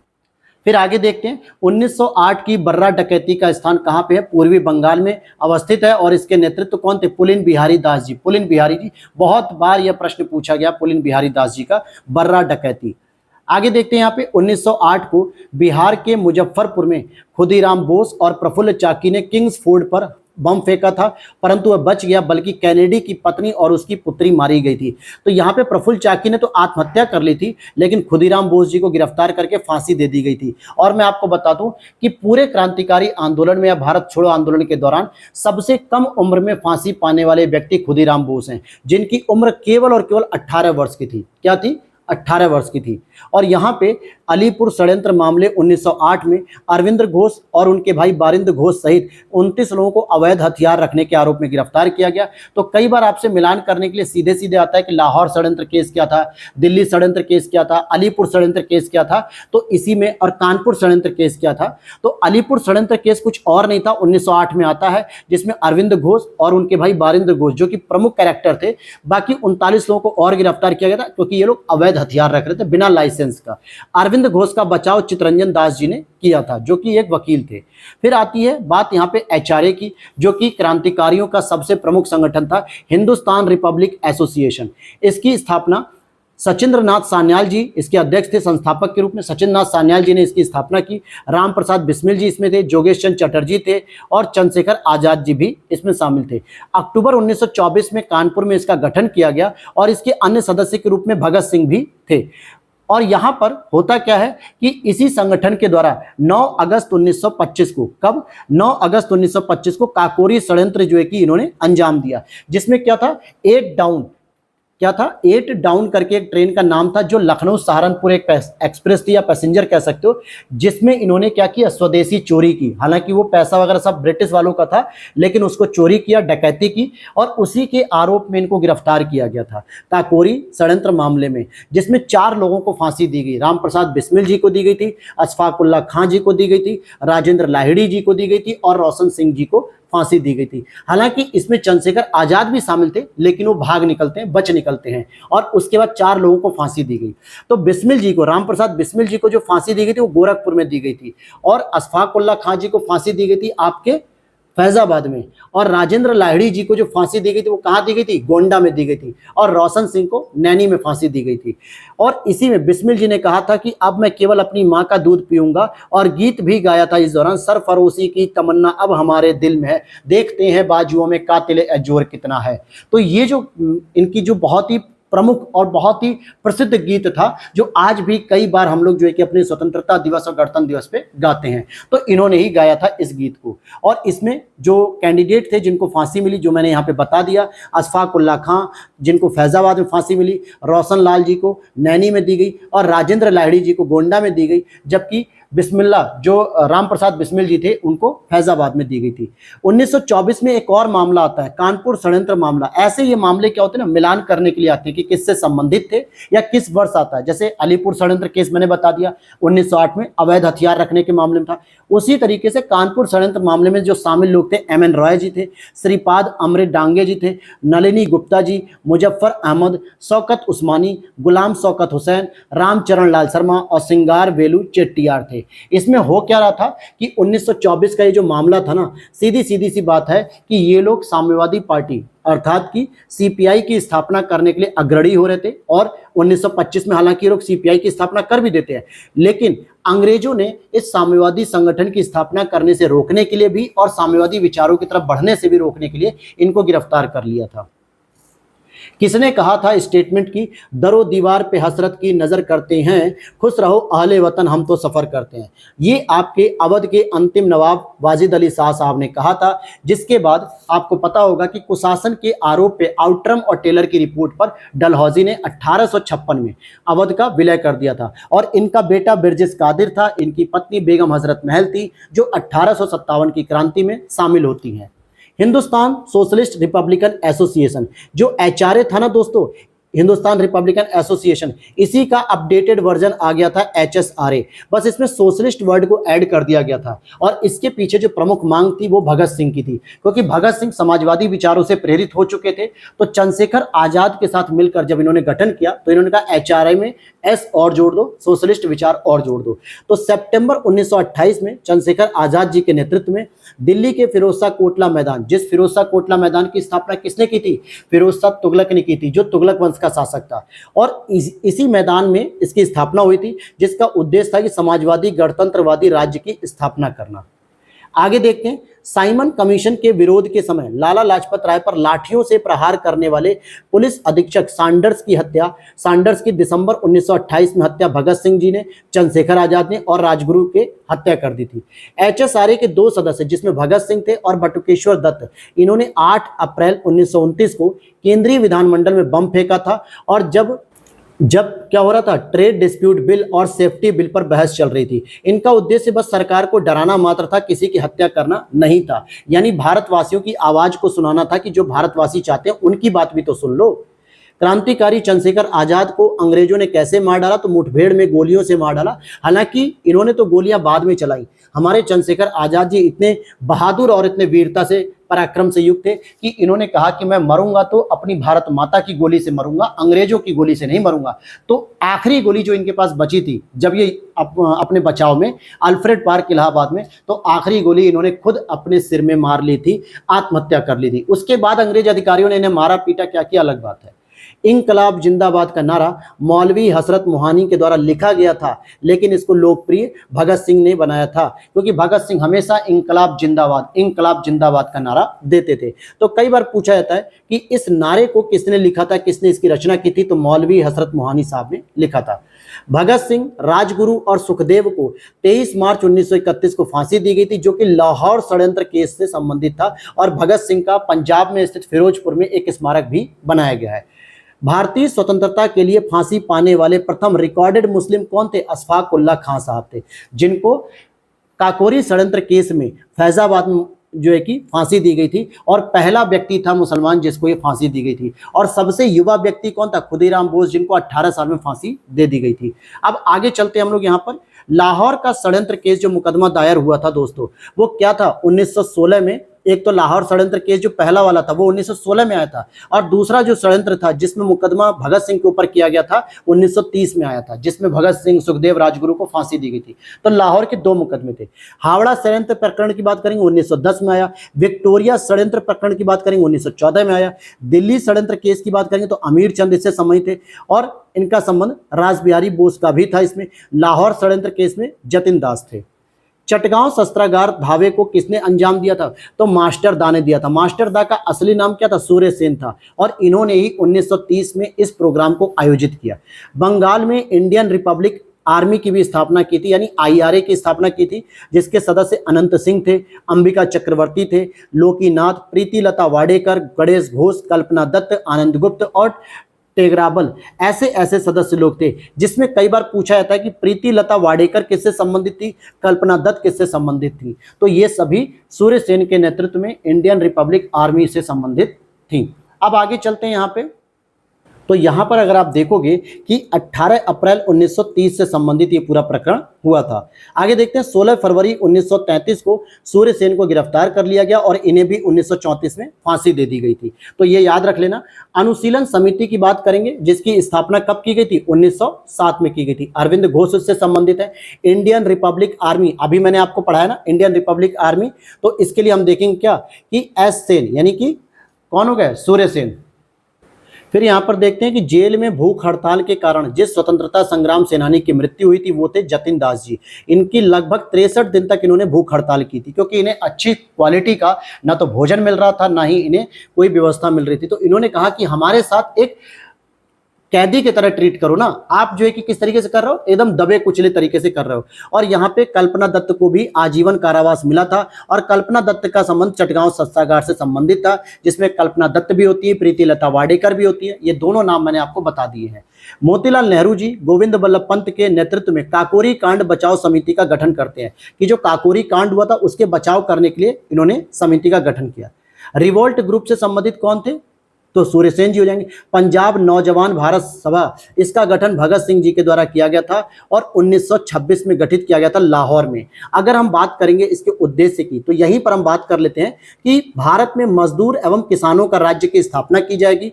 अन्य सदस्य के रूप में इसमें छबिल दास जी थे और यशपाल जी भी थे और रामचंद्र थे और भगवती चरण बोहरा जी थे। भगवती चरण बोहरा जी को भारत में बम बनाने का जनक कहा जाता है। बम बनाते हैं ये सबसे पहले जो है कि इन्हीं को जानकारी थी कि कैसे बम बनाया जा सकता है, क्योंकि ये रसायन विज्ञान के छात्र थे। राम प्रसाद बिस्मिल जी एचआरए के संस्थापक सदस्य थे, हिंदुस्तान रिपब्लिकन एसोसिएशन के। निष्क्रिय प्रतिरोध या निष्क्रिय विरोध का सिद्धांत का प्रतिपादन अरविंद घोष जी ने किया था अपनी पुस्तक वंदे मातरम में। अब ये निष्क्रिय प्रतिरोध, जो अगर मैं यहाँ पे एक छोटी सी लाइन बता दूं कि अहिंसा से कैसे अलग है। गांधी जी का जो अहिंसा का विचार था, उसमें किसी भी परिस्थितियों में आपको हिंसा नहीं करनी, कोई भी दंगा फसाद नहीं करना है।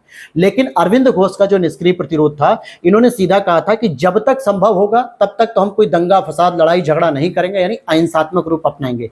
मौका मिलते ही हम क्या करेंगे, हिंसा भी कर सकते हैं अगर जरूरत पड़ी तो। बस यही बेसिक अंतर होता है। सुभाष चंद्र बोस जी ने कांग्रेस के अध्यक्ष का पद त्याग कर दिया था कब? 3 मई 1939 को, और फिर उसके बाद फॉरवर्ड ब्लॉक की स्थापना की थी। ये वही मामला है दोस्तों जो मैंने आपको बता रखा है, कई बार बताया। त्रिपुरी अधिवेशन 1939 में ये अध्यक्ष के पद पे विजयी हो जाते हैं।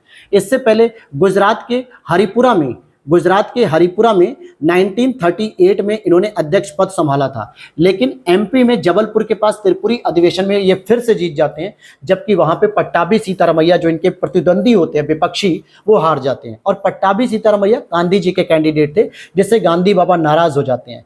तो जब सुभाष चंद्र बोस को ये पता चलता है कि आपकी जो कार्यकारिणी टीम होगी जो गठित की जाएगी, उसमें गांधी जी भी महत्वपूर्ण भूमिका निभाएंगे, तो इसके बाद उन्हें ये पता चला कि गांधी जी मेरे जीतने से आहत हैं या फिर पट्टाभी सीतारमैया के हारने से। तो उन्होंने तुरंत इस पद को छोड़ दिया और उसके बाद त्रिपुरी अधिवेशन की अध्यक्षता जिस व्यक्ति ने की थी, वो हमारे कौन थे? पहले राष्ट्रपति थे, डॉक्टर राजेंद्र प्रसाद। किस क्रांतिकारी ने कलकत्ता के क्रूर पुलिस कमिश्नर चार्ल्स टेगार्ड की हत्या का प्रयास किया था? गोपीनाथ साहा ने किया था 1924 में। फरवरी 1932 में बीना दास ने दीक्षांत समारोह में उपाधि ग्रहण करते समय बहुत नजदीक से गवर्नर पर गोली चला दी थी, क्योंकि वो उसका कुलपति था, चांसलर था। और ये प्रश्न पूछा जाता है दोस्तों, यहाँ पे ऑप्शन पता है क्या देगा? बीना दास दे देगा, कल्पना दत्त दे देगा, प्रीतिलता वाडेकर दे देगा। ठीक है, तो इस तरीके के प्रश्न के ऑप्शन रहेंगे। भगत सिंह ने कहा था कि आलोचना और स्वतंत्र चिंतन एक क्रांतिकारी की 2 विशेषताएं हैं। इसके बाद अगर आप देखोगे कि लाठी क्लब, हिंदू अखाड़ा, गणपति महोत्सव, शिवाजी महोत्सव आदि की शुरुआत किसने की थी? तिलक ने की थी। और यही वो वजह था कि क्रांतिकारी या फिर बंग आंदोलन के खिलाफ मुसलमान इसमें शामिल नहीं थे, क्योंकि जो क्रांतिकारी आंदोलन था या यूं कहें कि उग्रवादी जो दल था, उसमें मैक्सिमम इन्होंने जो अतीत का प्रयास किया गया, अतीत का महिमा मंडन किया, हिंदू धर्म का महिमा मंडन किया, जिससे ऐसा लगा मुसलमानों को कि हमारी कोई भूमिका नहीं है, इसीलिए वो इससे दूर रहे। भारत से बाहर की क्रांतिकारी गतिविधियां, जैसे भारत से बाहर आपको देखोगे तो जर्मनी के स्टुटगार्ड में भिखाजी कामा जी थी, माता जी, और श्यामजी कृष्ण वर्मा जी थे आपके लंदन में। फिर गदर पार्टी आंदोलन चल रहा था सैन फ्रांसिस्को में, अफगानिस्तान में भी शासन चल रहा था। ठीक है, तो अलग अलग जगह पे ये किए जा रहे थे। तो इन सभी के बारे में डिटेल हम लोग पढ़ेंगे अब। तो यहां पर आप देखेंगे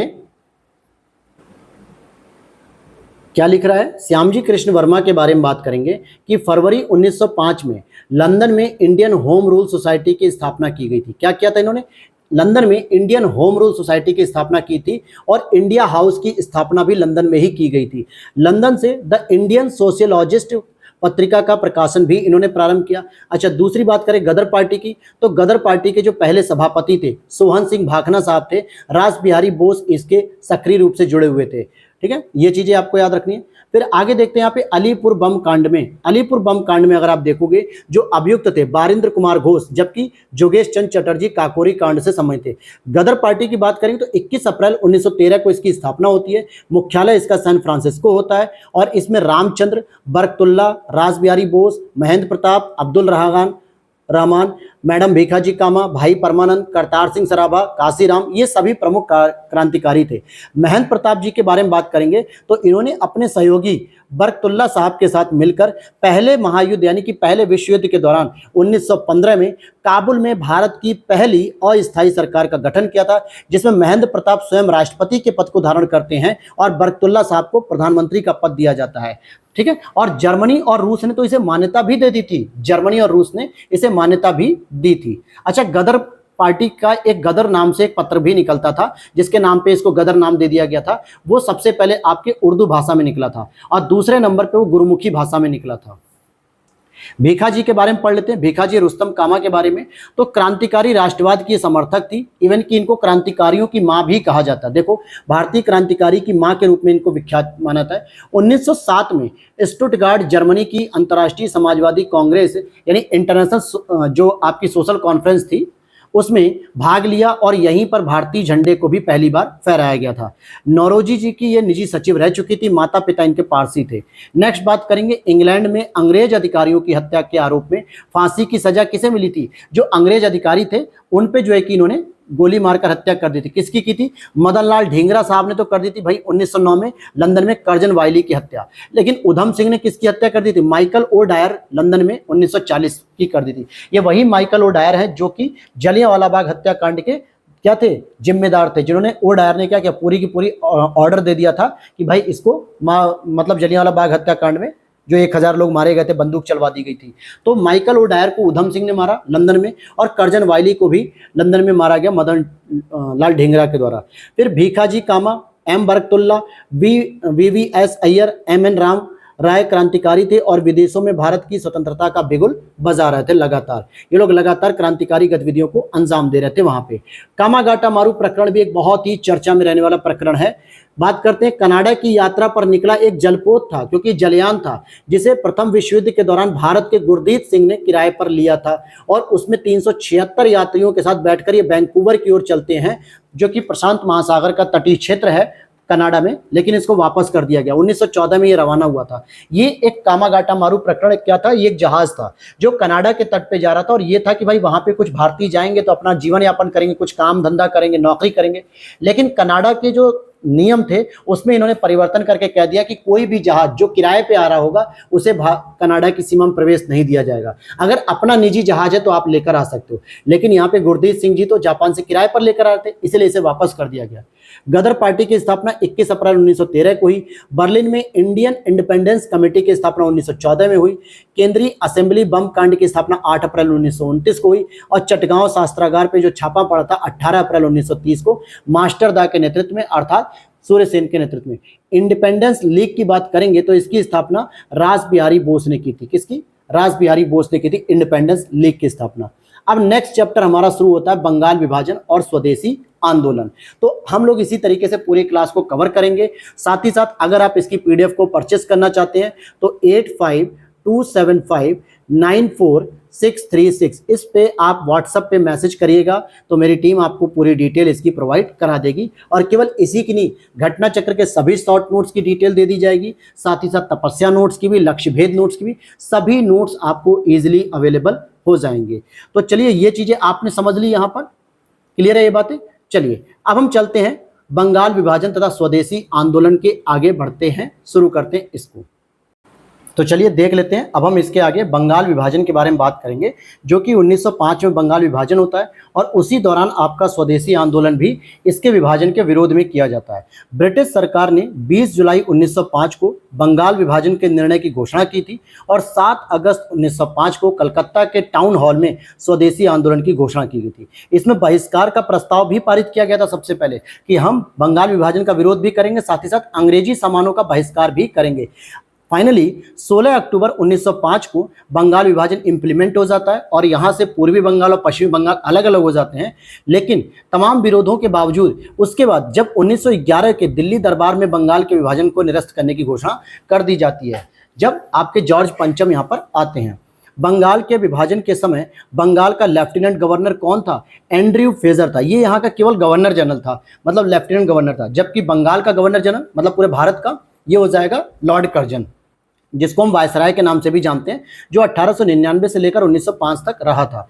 बंगाल विभाजन 1905 के विरोध में हुए प्रारंभिक आंदोलन का नेतृत्व एसएन बनर्जी साहब ने किया था और कहा कि विभाजन हमारे ऊपर एक बम की तरह गिरा हुआ है। क्या कहा इन्होंने कि विभाजन हमारे ऊपर एक बम की तरह गिरा है।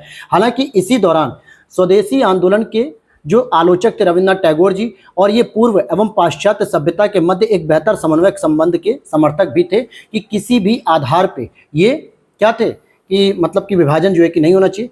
बंगाल में ब्रिटेन की वस्तुओं का बहिष्कार का सुझाव सर्वप्रथम बांग्ला पत्रिका संजीवनी ने दिया था, और जिसके लेखक कौन थे? कृष्ण कुमार मित्र या के मित्र। कई बार ये पूछा गया है।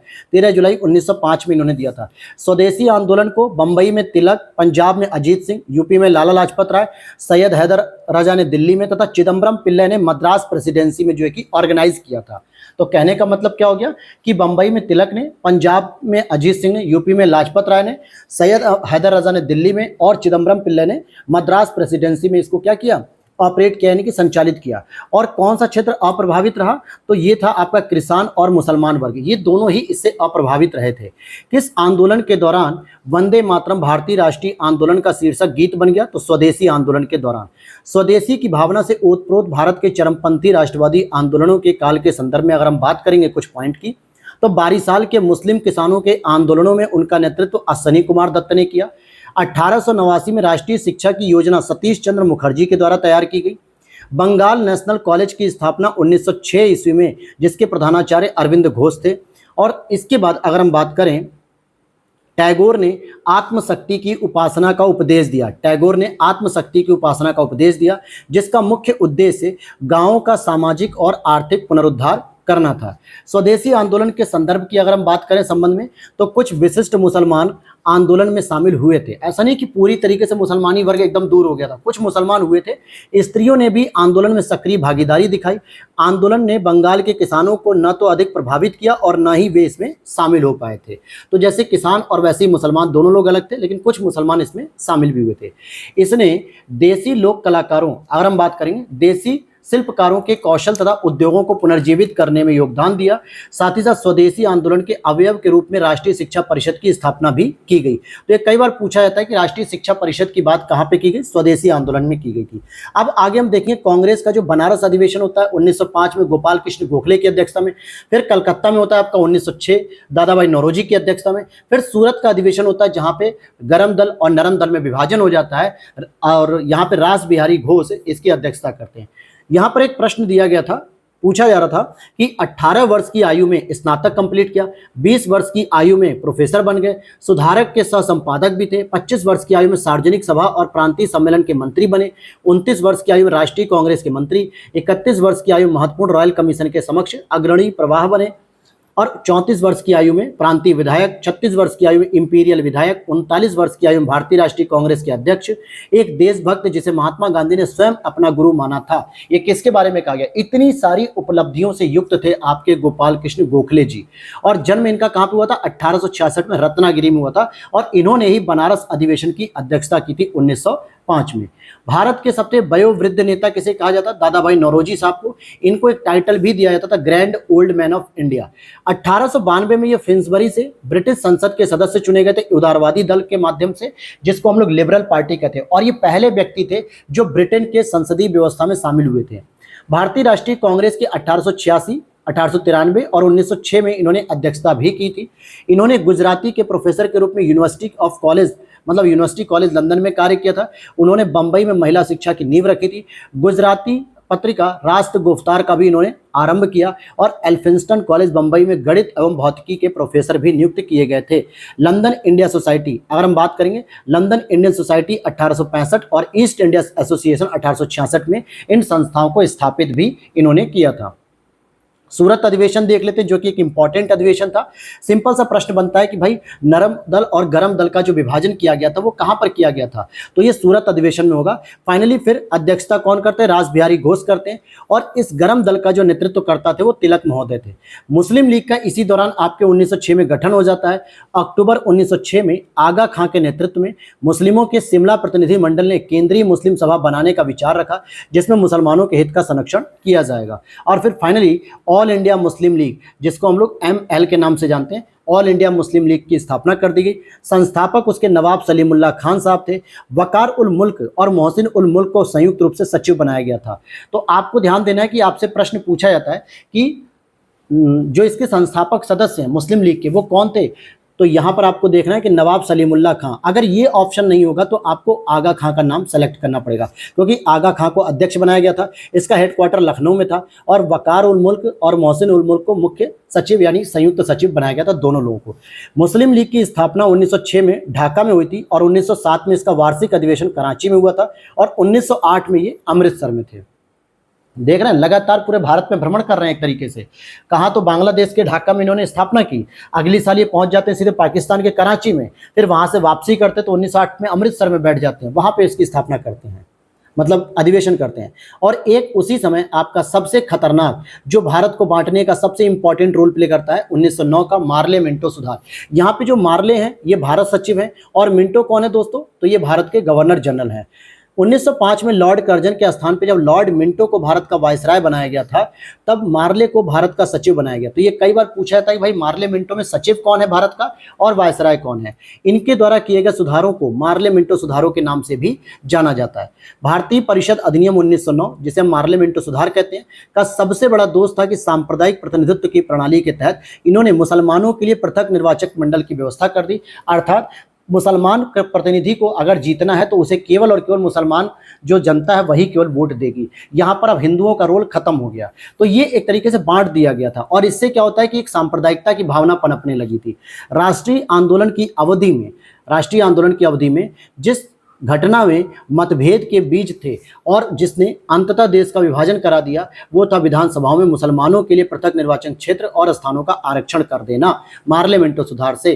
राजेंद्र प्रसाद ने किसे पाकिस्तान का जन्मदाता कहा था, तो लॉर्ड मिंटो को कहा था कि इस हरामखोर व्यक्ति ने, सॉरी ऐसा बोलना पड़ रहा है, लेकिन ऐसे व्यक्ति ने जो है कि क्या किया, भारत का विभाजन करवा दिया। बात करेंगे अब हम एक और इंपॉर्टेंट चीज, जहां पे बंगाल विभाजन रद्द होता है, कैंसिल किया था, तो दिल्ली दरबार आयोजित किया था और राजधानी का परिवर्तन होता है।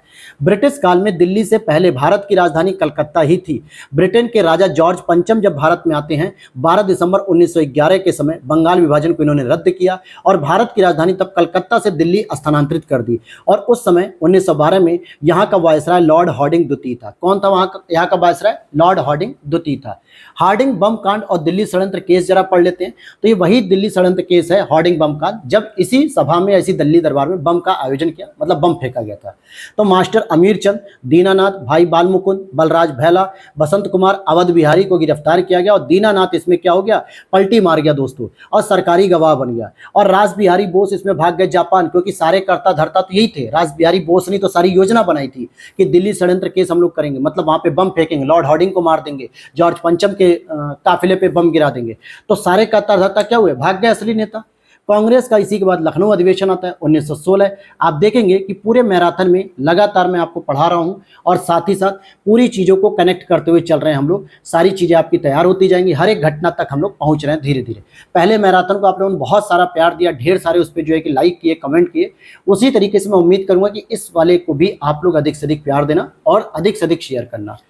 तो देखिए, कांग्रेस का जो लखनऊ अधिवेशन था 1916 में होता है। इसकी अध्यक्षता अंबिका चरण मजूमदार जी करते हैं, या आपको इन शॉर्ट लिख के देता है AC मजूमदार। और ध्यान देना, RC मजूमदार का नाम नहीं नोट कर लेना है, क्योंकि RC मजूमदार कौन थे, जो 1857 की क्रांति को कहते हैं कि ना तो पहला स्वतंत्रता संघर्ष था, ना ये पहली कोई क्रांति थी। ठीक है, तो वो क्रिटिक्स करते हैं। आज़ादी के बाद उन्हें एक पुस्तक लिखने को कहा जाता है सरकार की तरफ से, तो उन्होंने लिखा। लेकिन यहाँ पे AC मजूमदार याद रखना है, अंबिका चरण मजूमदार। और इसमें मुख्य भूमिका किसने निभाई, जिसकी वजह से गरम दल और नरम दल एक साथ आ पाए। इसमें होम रूल लीग सबसे इंपॉर्टेंट रोल प्ले करती, जिसकी तरफ से एनी बेसेंट साहब और तिलक साहब दोनों ही लोग इसमें शामिल करते हैं अपनी भूमिका को। निर्णय होता है कि मुस्लिम लीग की पृथक निर्वाचन क्षेत्र की मांग को स्वीकार कर लिया था, क्योंकि इसमें मुस्लिम लीग के साथ भी संयुक्त रूप से बैठक की जाती है कि हमें अपने शत्रु से निपटना, हम आपस में ही क्यों लड़ रहे हैं, पहले हम अपने विदेशी शत्रु से तो निपट ले, फिर आपस में निपटा लेंगे मामला। तो मुस्लिम लीग एकजुट हो जाती है। लेकिन एक थोड़ी सी चिंगारी यहां रह जाती है कि जो 1919 का मार्ले मिंटो सुधार था वो बना रहा, उसको समाप्त नहीं किया गया। उसको समाप्त किया जाता है आगे जाके, कब, जब आपको समाप्त किया जाता है नेहरू रिपोर्ट जो आती है ना 1928-29 वाली, तब जाके उसको समाप्त किया था। 1916 से 22 तक का काल इंडियन नेशनल कांग्रेस और मुस्लिम लीग के बीच मतैक्य का काल था, यानी कहीं ना कहीं संभावनाएं भी रहती थी, कहीं ना कहीं विरोध भी रहता था। और तो और लखनऊ अधिवेशन में ही गांधी से राजकुमार शुक्ल ने चंपारण के किसानों की समस्याओं को अवगत कराया था, क्योंकि जब लखनऊ का अधिवेशन हो रहा था 1936 में, जहां गांधी जी पार्टिसिपेट करते हैं और वहीं पर सबसे पहले राजकुमार शुक्ल गांधी जी से मिलते हैं और उन्हें गांधी जी को जो बिहार के चंपारण क्षेत्र में जो किसानों के साथ जबरदस्ती खेती कराई जा रही थी, तिनकठिया पद्धति के नाम से नील की खेती हो रही थी, तो इसके बारे में पूरी जानकारी दी जाती है कि गांधी जी आप इस आंदोलन को शुरू करें और लोगों को इस तरीके से समस्या से निजात मिलेगा। फिर उसके बाद उसी दौरान हम होम रूल लीग की बात करते हैं 1916। इसका एक सबसे बेहतरीन प्रश्न बनता है कि home rule league Annie Besant और तिलक ने तो शुरू की, ये तो सबको पता है, लेकिन सबसे पहले किसने शुरू किया? तो मैं आपको बताते चलूं दोस्तों कि अप्रैल 1916 में सबसे पहले आपके बाल गंगाधर तिलक ने शुरू किया था। किसने शुरू किया? बाल गंगाधर तिलक ने। लेकिन अगर आपको देखा जाए सितंबर 1916, तो यहां पे इसकी शुरुआत एनी बेसेंट ने की थी, जो कि सेकंड नंबर पे करती हैं। तो आगे देख लेते हैं। भारत में होम रूल लीग आंदोलन सर्वप्रथम एनी बेसेंट ने प्रारंभ किया था, और यद्यपि होम रूल लीग की स्थापना सर्वप्रथम, देखिए यहां पे ये चीज स्टेटमेंट सही करिए, ये गलत है। भारत में होम रूल लीग के आंदोलन की स्थापना सर्वप्रथम एनी बेसेंट ने नहीं की थी, ठीक है। होम रूल लीग की स्थापना सर्वप्रथम कौन करेगा? आपके तिलक महोदय करेंगे। यहां पर देखो, हाँ ये हो सकता है कि इसका विचार जरूर एनी बेसेंट के मन में आया होगा सबसे पहले, लेकिन शुरुआत की जाएगी तो अप्रैल 1916 में तिलक महोदय ने, सितंबर 1916 में बेसेंट ने। और एनी बेसेंट ने कॉमनवेल्थ और न्यू इंडिया, जो दो पत्रिका निकाली थी, दो पत्र, कॉमनवेल्थ और न्यू इंडिया, इसके माध्यम से अपने होम रूल लीग का प्रचार प्रसार किया। होम रूल लीग का मतलब था स्वशासन लेना। प्रथम विश्व युद्ध के दौरान आंदोलन जो भारत में लोकप्रिय हुआ था वह था आपका होम रूल लीग आंदोलन। एस सुब्रमण्यम अय्यर भी एनी बेसेंट की होम रूल लीग की स्थापना से संबंधित थे। एनी बेसेंट 1847 से 1933 समय तक पूरा जीवित रहती हैं। फेबियन आंदोलन की प्रस्तावक थी। 1920 में किसने अपना नाम परिवर्तित करके स्वराज सभा रख लिया? तो ये all India home rule league थे, क्योंकि गांधी जी की ये आदत थी कि जिस भी संस्था में वो जाएंगे वो अपने विचारों के आधार पर रखेंगे, चाहे वो स्वराज रखेंगे, चाहे हिंसक रखेंगे, चाहे सत्याग्रही रखेंगे। और जब इनको होम रूल लीग का अध्यक्ष बनाया गया था गांधी जी को, तो इन्होंने क्या किया? स्वराज सभा इसका नाम रख दिया और नाम चेंज कर दिया all India home rule league का। आगे देखते हैं गांधी जी की अब यहाँ से शुरुआत हो रही है और गांधी जी के प्रारंभिक आंदोलन कौन कौन से थे, अब हम बात करेंगे। लेकिन उससे पहले मैं आपको बता दूं कि गांधी जी भारत में सबसे पहले 1901 में आ चुके थे कलकत्ता अधिवेशन में, लेकिन बस वो भारत आए थे, कुछ काम से घूमा फिरा उन्होंने और 1901 में अधिवेशन में पार्टिसिपेट किया।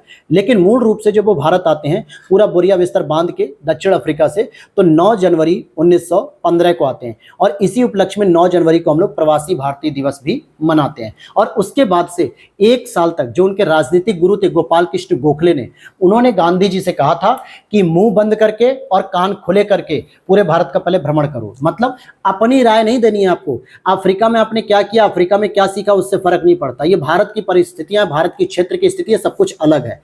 तो आपको अपना मुंह बंद रखना है। क्या खोलना है? कान खोलना है, ताकि लोगों की समस्याओं को सुनो। पूरे भारत का भ्रमण करो एक साल, फिर राजनीति में उतरना और फिर जो है कि भारत को आजादी देने का विचार बताना।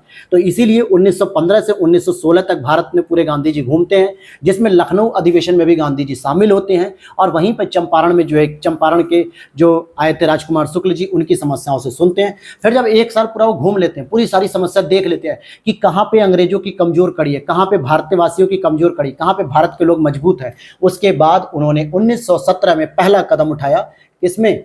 चंपारण सत्याग्रह में। तो ये उनकी भी एक पूरी रणनीति रहती है हर एक काम को करने की, जो कि एक बहुत ही अच्छी व्यवस्था है।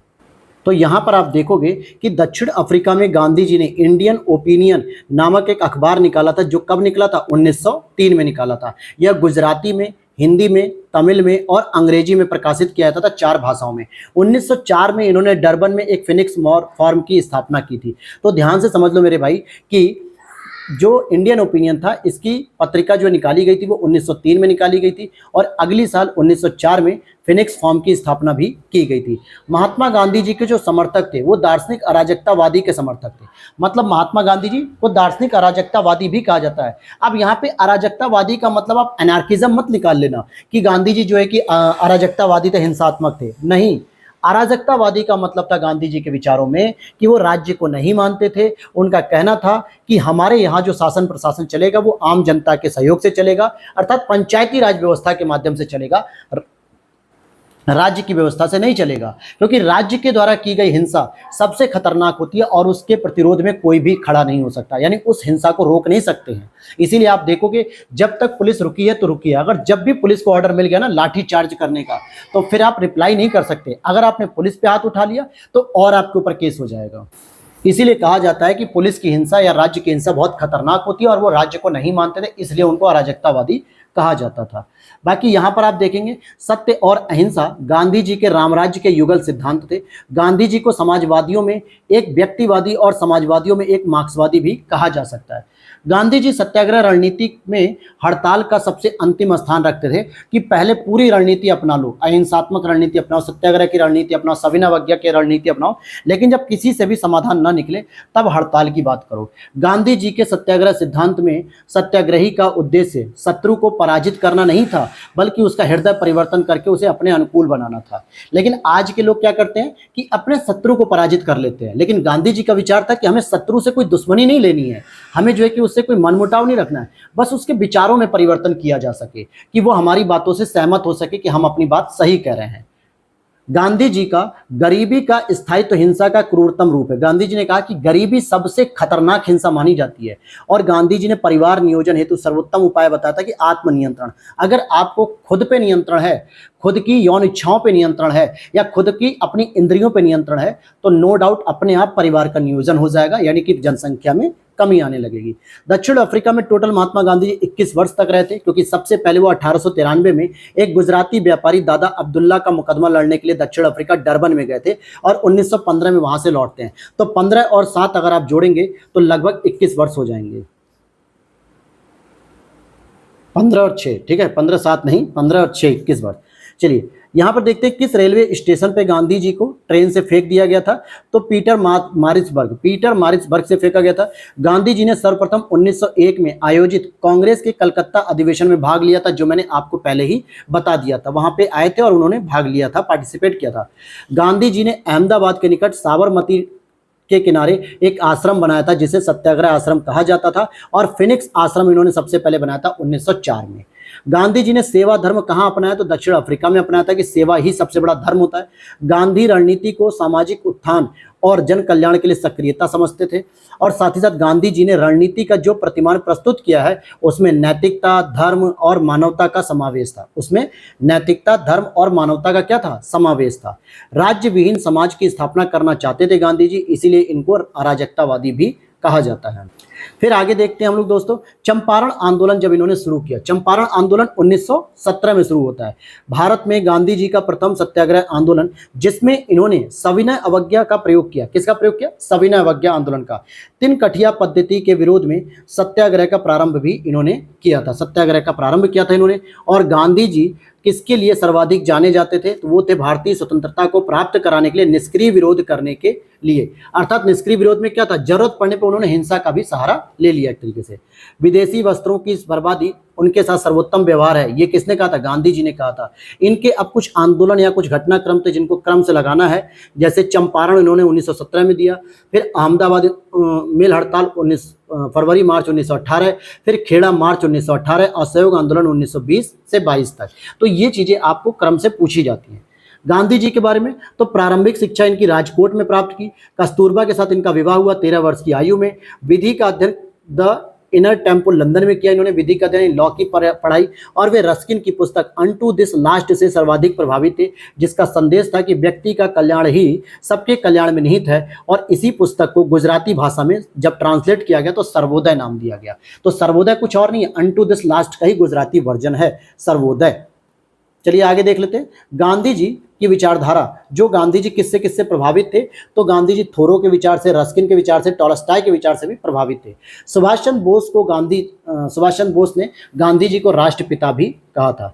चंपारण का सफल नेतृत्व करने के कारण रविन्द्रनाथ टैगोर ने उनको पहली बार महात्मा का उपाधि दी थी। नोआखली काल में प्यारेलाल गांधी जी के सचिव थे। किस सत्याग्रह आंदोलन में गांधी जी ने प्रत्यक्ष रूप से भाग नहीं लिया था? तो वो था आपका वाईकॉम, जो कि आपका कब शुरू किया गया था? मार्च 1924 में। देखो प्रत्यक्ष रूप से नहीं लिया गया था, लेकिन फिर भी गांधी जी उसमें अप्रत्यक्ष रूप से माने जाते हैं कि गए थे एक आध बार। अब बात करेंगे गांधी जी के अनुयायियों में से जेबी कृपलानी पेशे से केवल शिक्षक थे। सेठ जमनालाल बजाज गांधी जी के निकट सहयोगियों में से एक थे और वे लंबे समय तक भारतीय राष्ट्रीय कांग्रेस के कोषाध्यक्ष बने रहे। जमनालाल बजाज एक कपड़ा व्यापारी थे, बैंकर थे, कांग्रेसी सामाजिक कार्यकर्ता और महात्मा गांधी जी के सहयोगी भी थे। किस कारागार को गांधी जी ने मंदिर का नाम दिया? तो यरवदा जेल। ये वही यरवदा जेल है दोस्तों जहां पे इन्होंने पुणे का समझौता किया था। वो क्या किया था? पूना समझौता, जो 1932 में हुआ था, जो रैमडे मैकडोनाल्ड सांप्रदायिक पंचायत लेके आते हैं उसके विरोध में। फिर बात करेंगे गांधी जी की मृत्यु पर किसने कहा था कि हमारे जीवन से प्रकाश चला गया है? जवाहरलाल नेहरू जी ने कहा था और इनकी मृत्यु हुई थी 30 जनवरी 1948 को। कब हुई थी इनकी मृत्यु? 30 जनवरी 1948 को। गांधी जी को वन मैन बाउंड्री फोर्स कहकर किसने पुकारा था? तो ये माउंटबेटन ने पुकारा था, माउंटबेटन ने। गांधी जी ने मतलब गोखले ने गांधी जी को आदेशित किया था, गोपाल कृष्ण गोखले जिनको राजनीतिक गुरु मानते थे अपना, तो गोखले बड़े थे और गांधी जी छोटे थे, कि पहले भारत में प्रथम वर्ष पूरा घूमो और खुले कान के साथ घूमना, लेकिन मुंह बंद करके रखना, ज्यादा ज्ञान नहीं देना किसी को। गांधी जी ने कहा गलत साधना हमें कभी भी सही उद्देश्य तक नहीं ले जा सकती, अर्थात उन्होंने साधन पर भी बल दिया। जैसे आपका अगर लक्ष्य है साध्य कि आईएएस बन जाऊं, पीसीएस बन जाऊं, तो इसका मतलब ये नहीं है कि आप साधन के तौर पे किसी के नोट्स चोरी कर लो, किसी के नोट्स फर्जी बेच दो किसी को, या किसी के कॉपी से नकल कर लो, या एग्जाम हॉल में चीटिंग कर लो, या किसी एग्जामिनर को खरीद लो। ये आपके साधन गलत हैं। तो इन्होंने कहा कि अपनी मेहनत से अगर आप आईएएस या पीसीएस बनते हो तो अर्थात आपका साधन भी अच्छा है और आपका साध्य भी बेहतर माना जाएगा। तो यही उनके कहने का मतलब था कि अगर आपका साधन या साधना गलत है तो आपका उद्देश्य कभी भी सही नहीं हो सकता है। किस आंदोलन में गांधी जी ने पहली बार भूख हड़ताल का प्रयोग किया था भैया? हथियार के रूप में। और यहाँ पे अगर आप देखोगे तो भूख हड़ताल का प्रयोग इन्होंने सबसे पहले अहमदाबाद मिल मजदूरों के संगठन में किया था और यहाँ पे मजदूरों को 35% भोजन जो है कि फिर मिलना शुरू हुआ। गांधी जी ने भारत में अपना पहला जन भाषण फरवरी 1916 में बनारस हिंदू विश्वविद्यालय के उद्घाटन समारोह के अवसर पर दिया था। तो ये यूपी स्पेशल से संबंधित भी हो सकता है प्रश्न। गांधी जी ने 1903 में जोहान्सबर्ग में अपनी लॉ फर्म स्थापित की और इसमें ट्रस्टीशिप के सिद्धांत को लागू किया। मतलब गांधी जी ने क्या किया? 1903 में जोहान्सबर्ग में अपनी लॉ फर्म स्थापित की थी और इसमें ट्रस्टीशिप सिद्धांत को लागू भी किया। गांधी जी के अनुसार अस्पृश्यों का सामाजिक आर्थिक सुधार संपन्न किया जाएगा और उनके लिए कुटीर उद्योग स्थापित करके ही उनकी लाइफ स्टाइल को चेंज किया जा सकता है। गांधीयन इनोवेशन का तात्पर्य क्या है? कि कम निवेश से अधिक उत्पादन अधिक लोगों के लिए किया जाए। फिर गांधी जी को चंपारण आने तथा कृषकों की समस्या से जांच करने के लिए या अवगत कराने के लिए कौन राजी कर पाया? राजकुमार शुक्ल जी राजी कर ले गए थे। और चंपारण समस्या की जांच में गांधी जी के सहयोगियों में आचार्य जेबी कृपलानी महोदय, राजेंद्र प्रसाद, महादेव देसाई, CF एंड्रयूज, अनुग्रह नारायण सिन्हा और किशोर प्रसाद, HS पोलाक, ये सभी लोग शामिल थे। तो कई बार आपसे प्रश्न पूछा जाता है कि चंपारण सत्याग्रह में गांधी जी के साथ कौन कौन था? तो उसमें जेबी कृपलानी का नाम याद रखना अच्छे से, और राजेंद्र प्रसाद का नाम याद रखना है, और महादेव देसाई का नाम याद रखना है। ये 3 लोगों और एक चौथे अनुग्रह नारायण सिन्हा, ये भी बहुत इंपॉर्टेंट कैरेक्टर हैं गांधी जी के लिए। आगे देखते हैं यहाँ पे, भारत में नियोजित विकास का विरोध किसने किया? महात्मा गांधी जी ने ही किया, क्योंकि वो औद्योगिकरण और मशीनीकरण के विरोधी थे। उनका मानना था कि अगर औद्योगिकरण विरोधी मतलब मशीनीकरण अगर ज्यादा होगा तो ये मान के चलो, आप क्या मान के चलोगे कि सबसे अधिक जो नुकसान होगा वो छोटे छोटे उद्योगों का होगा, लघु कुटीर उद्योगों का ही सबसे अधिक उद्यान मतलब कि जो नुकसान होगा वो इन्हीं का होगा। आगे देखते हैं, NG रंगा ने महात्मा गांधी के चंपारण सत्याग्रह का विरोध किया था। किसने? NG रंगा साहब ने विरोध भी किया था चंपारण सत्याग्रह का। 1918 में गुजरात के खेड़ा में किसानों की फसल नष्ट हो जाने के बाद भी सरकार लगान में छूट नहीं दे रही थी और भू राजस्व की उगाही भी स्थगित नहीं कर रही थी, और खेड़ा आंदोलन प्लेग फैलने और अकाल पड़ने के कारण किसानों के लगान अदा करने में असमर्थ होने और राज्य के प्रति असंतोष ही था और कुछ नहीं था। जो गुजरात के खेड़ा में एक तो पहले से फसल नष्ट हो रही थी, अकाल वगैरह बहुत पड़ रहे थे, और साथ ही साथ सरकार लगान की उगाही में भी कोई छूट नहीं दे रही थी कि चलो कम उगाही होगी आप लोगों से, कुछ प्रतिशत कम कर दिए जाए, तो ये भी कोई छूट नहीं दे रही थी। इसी वजह से किसानों का असंतोष फूटा और फाइनली फिर उसके बाद क्या होता है? गांधी जी के नेतृत्व में यह आंदोलन शुरू हो जाता है। अब बात करेंगे यहाँ पे किसान आंदोलन और किसान सभा से संबंधित। देखिए, किसान आंदोलन और किसान सभा से संबंधित भारतवर्ष का प्रथम किसान आंदोलन कौन सा था? बिजौलिया आंदोलन था। ध्यान से समझना, ये बहुत इंपॉर्टेंट है। और इसकी अगर मैं एक बात आपको बता दूं तो उत्तर प्रदेश में कानपुर से एक पत्रिका प्रकाशित होती थी दोस्तों। क्या नाम था उसका? कानपुर से एक पत्रिका प्रकाशित होती थी जिसका नाम है प्रताप। और इस प्रताप में ही सबसे पहले बिजौलिया आंदोलन को जो है कि जिक्र किया गया, जिसकी वजह से बिजौलिया आंदोलन पूरे भारत में क्या हुआ, चर्चा का विषय बन पाया। तो ये यूपी से भी कनेक्टेड है ये बिजौलिया आंदोलन। हालांकि अगर आप देखोगे तो 1913 में साधु सीताराम दास ने और 1915 में विजय सिंह पथिक के द्वारा इसको शुरू किया गया था, बिजौलिया आंदोलन। कमेंट सेक्शन में बताना कि आप ये किस राज्य में स्थापित, मतलब ये आंदोलन चलाया गया था। फरवरी 1918 में इंद्र नारायण द्विवेदी जी, गौरी शंकर मिश्र और मालवीय जी के प्रयासों से यूपी किसान की स्थापना हुई, यूपी किसान सभा की स्थापना हुई। ध्यान से समझना मेरी बात को। आगे चल के इसी में 1920 में एक शब्द आता है कि अवध किसान सभा। ये आप पढ़ रहे हो यूपी किसान सभा, लेकिन जब आपसे पूछेगा अवध किसान सभा की स्थापना तो वो 1920 में होती है, और वो किसके द्वारा की गई? बाबा रामचंद्र के द्वारा की गई थी। आगे देखेंगे, नाई धोबी बंद और सामाजिक बाइकॉट का एक प्रकार का स्वरूप था। 1919 में किसानों के द्वारा प्रतापगढ़ जिले में चलाया गया था इसे। जहां बाबा रामचंद्र ने किसानों को संगठित किया था वो क्षेत्र कौन सा था? अवध था। तो अवध में ही इन्होंने क्या किया? अवध किसान सभा का गठन भी किया। 1930 के दशक के जो किसान आंदोलन हुए कौन कौन से? जैसे स्वामी सहजानंद सरस्वती ने बिहार से किया, खुदाई खिदमतगार ने पश्चिमी सीमांत प्रांत से किया, स्वामी रामानंद जी ने हैदराबाद से किया, अब्दुल हमीद खान ने दक्षिण असम से किया। फिर बिहार प्रांतीय किसान सभा के संस्थापक भी माने जाते हैं 1929 में सहजानंद सरस्वती जी। और बाद में 1936 में, अप्रैल 1936 में ये लखनऊ में अखिल भारतीय किसान सभा की स्थापना करते हैं, और इसके महासचिव कौन थे? एनजी रंगा थे, और खुद ये अध्यक्ष बनते हैं पहले वाले में।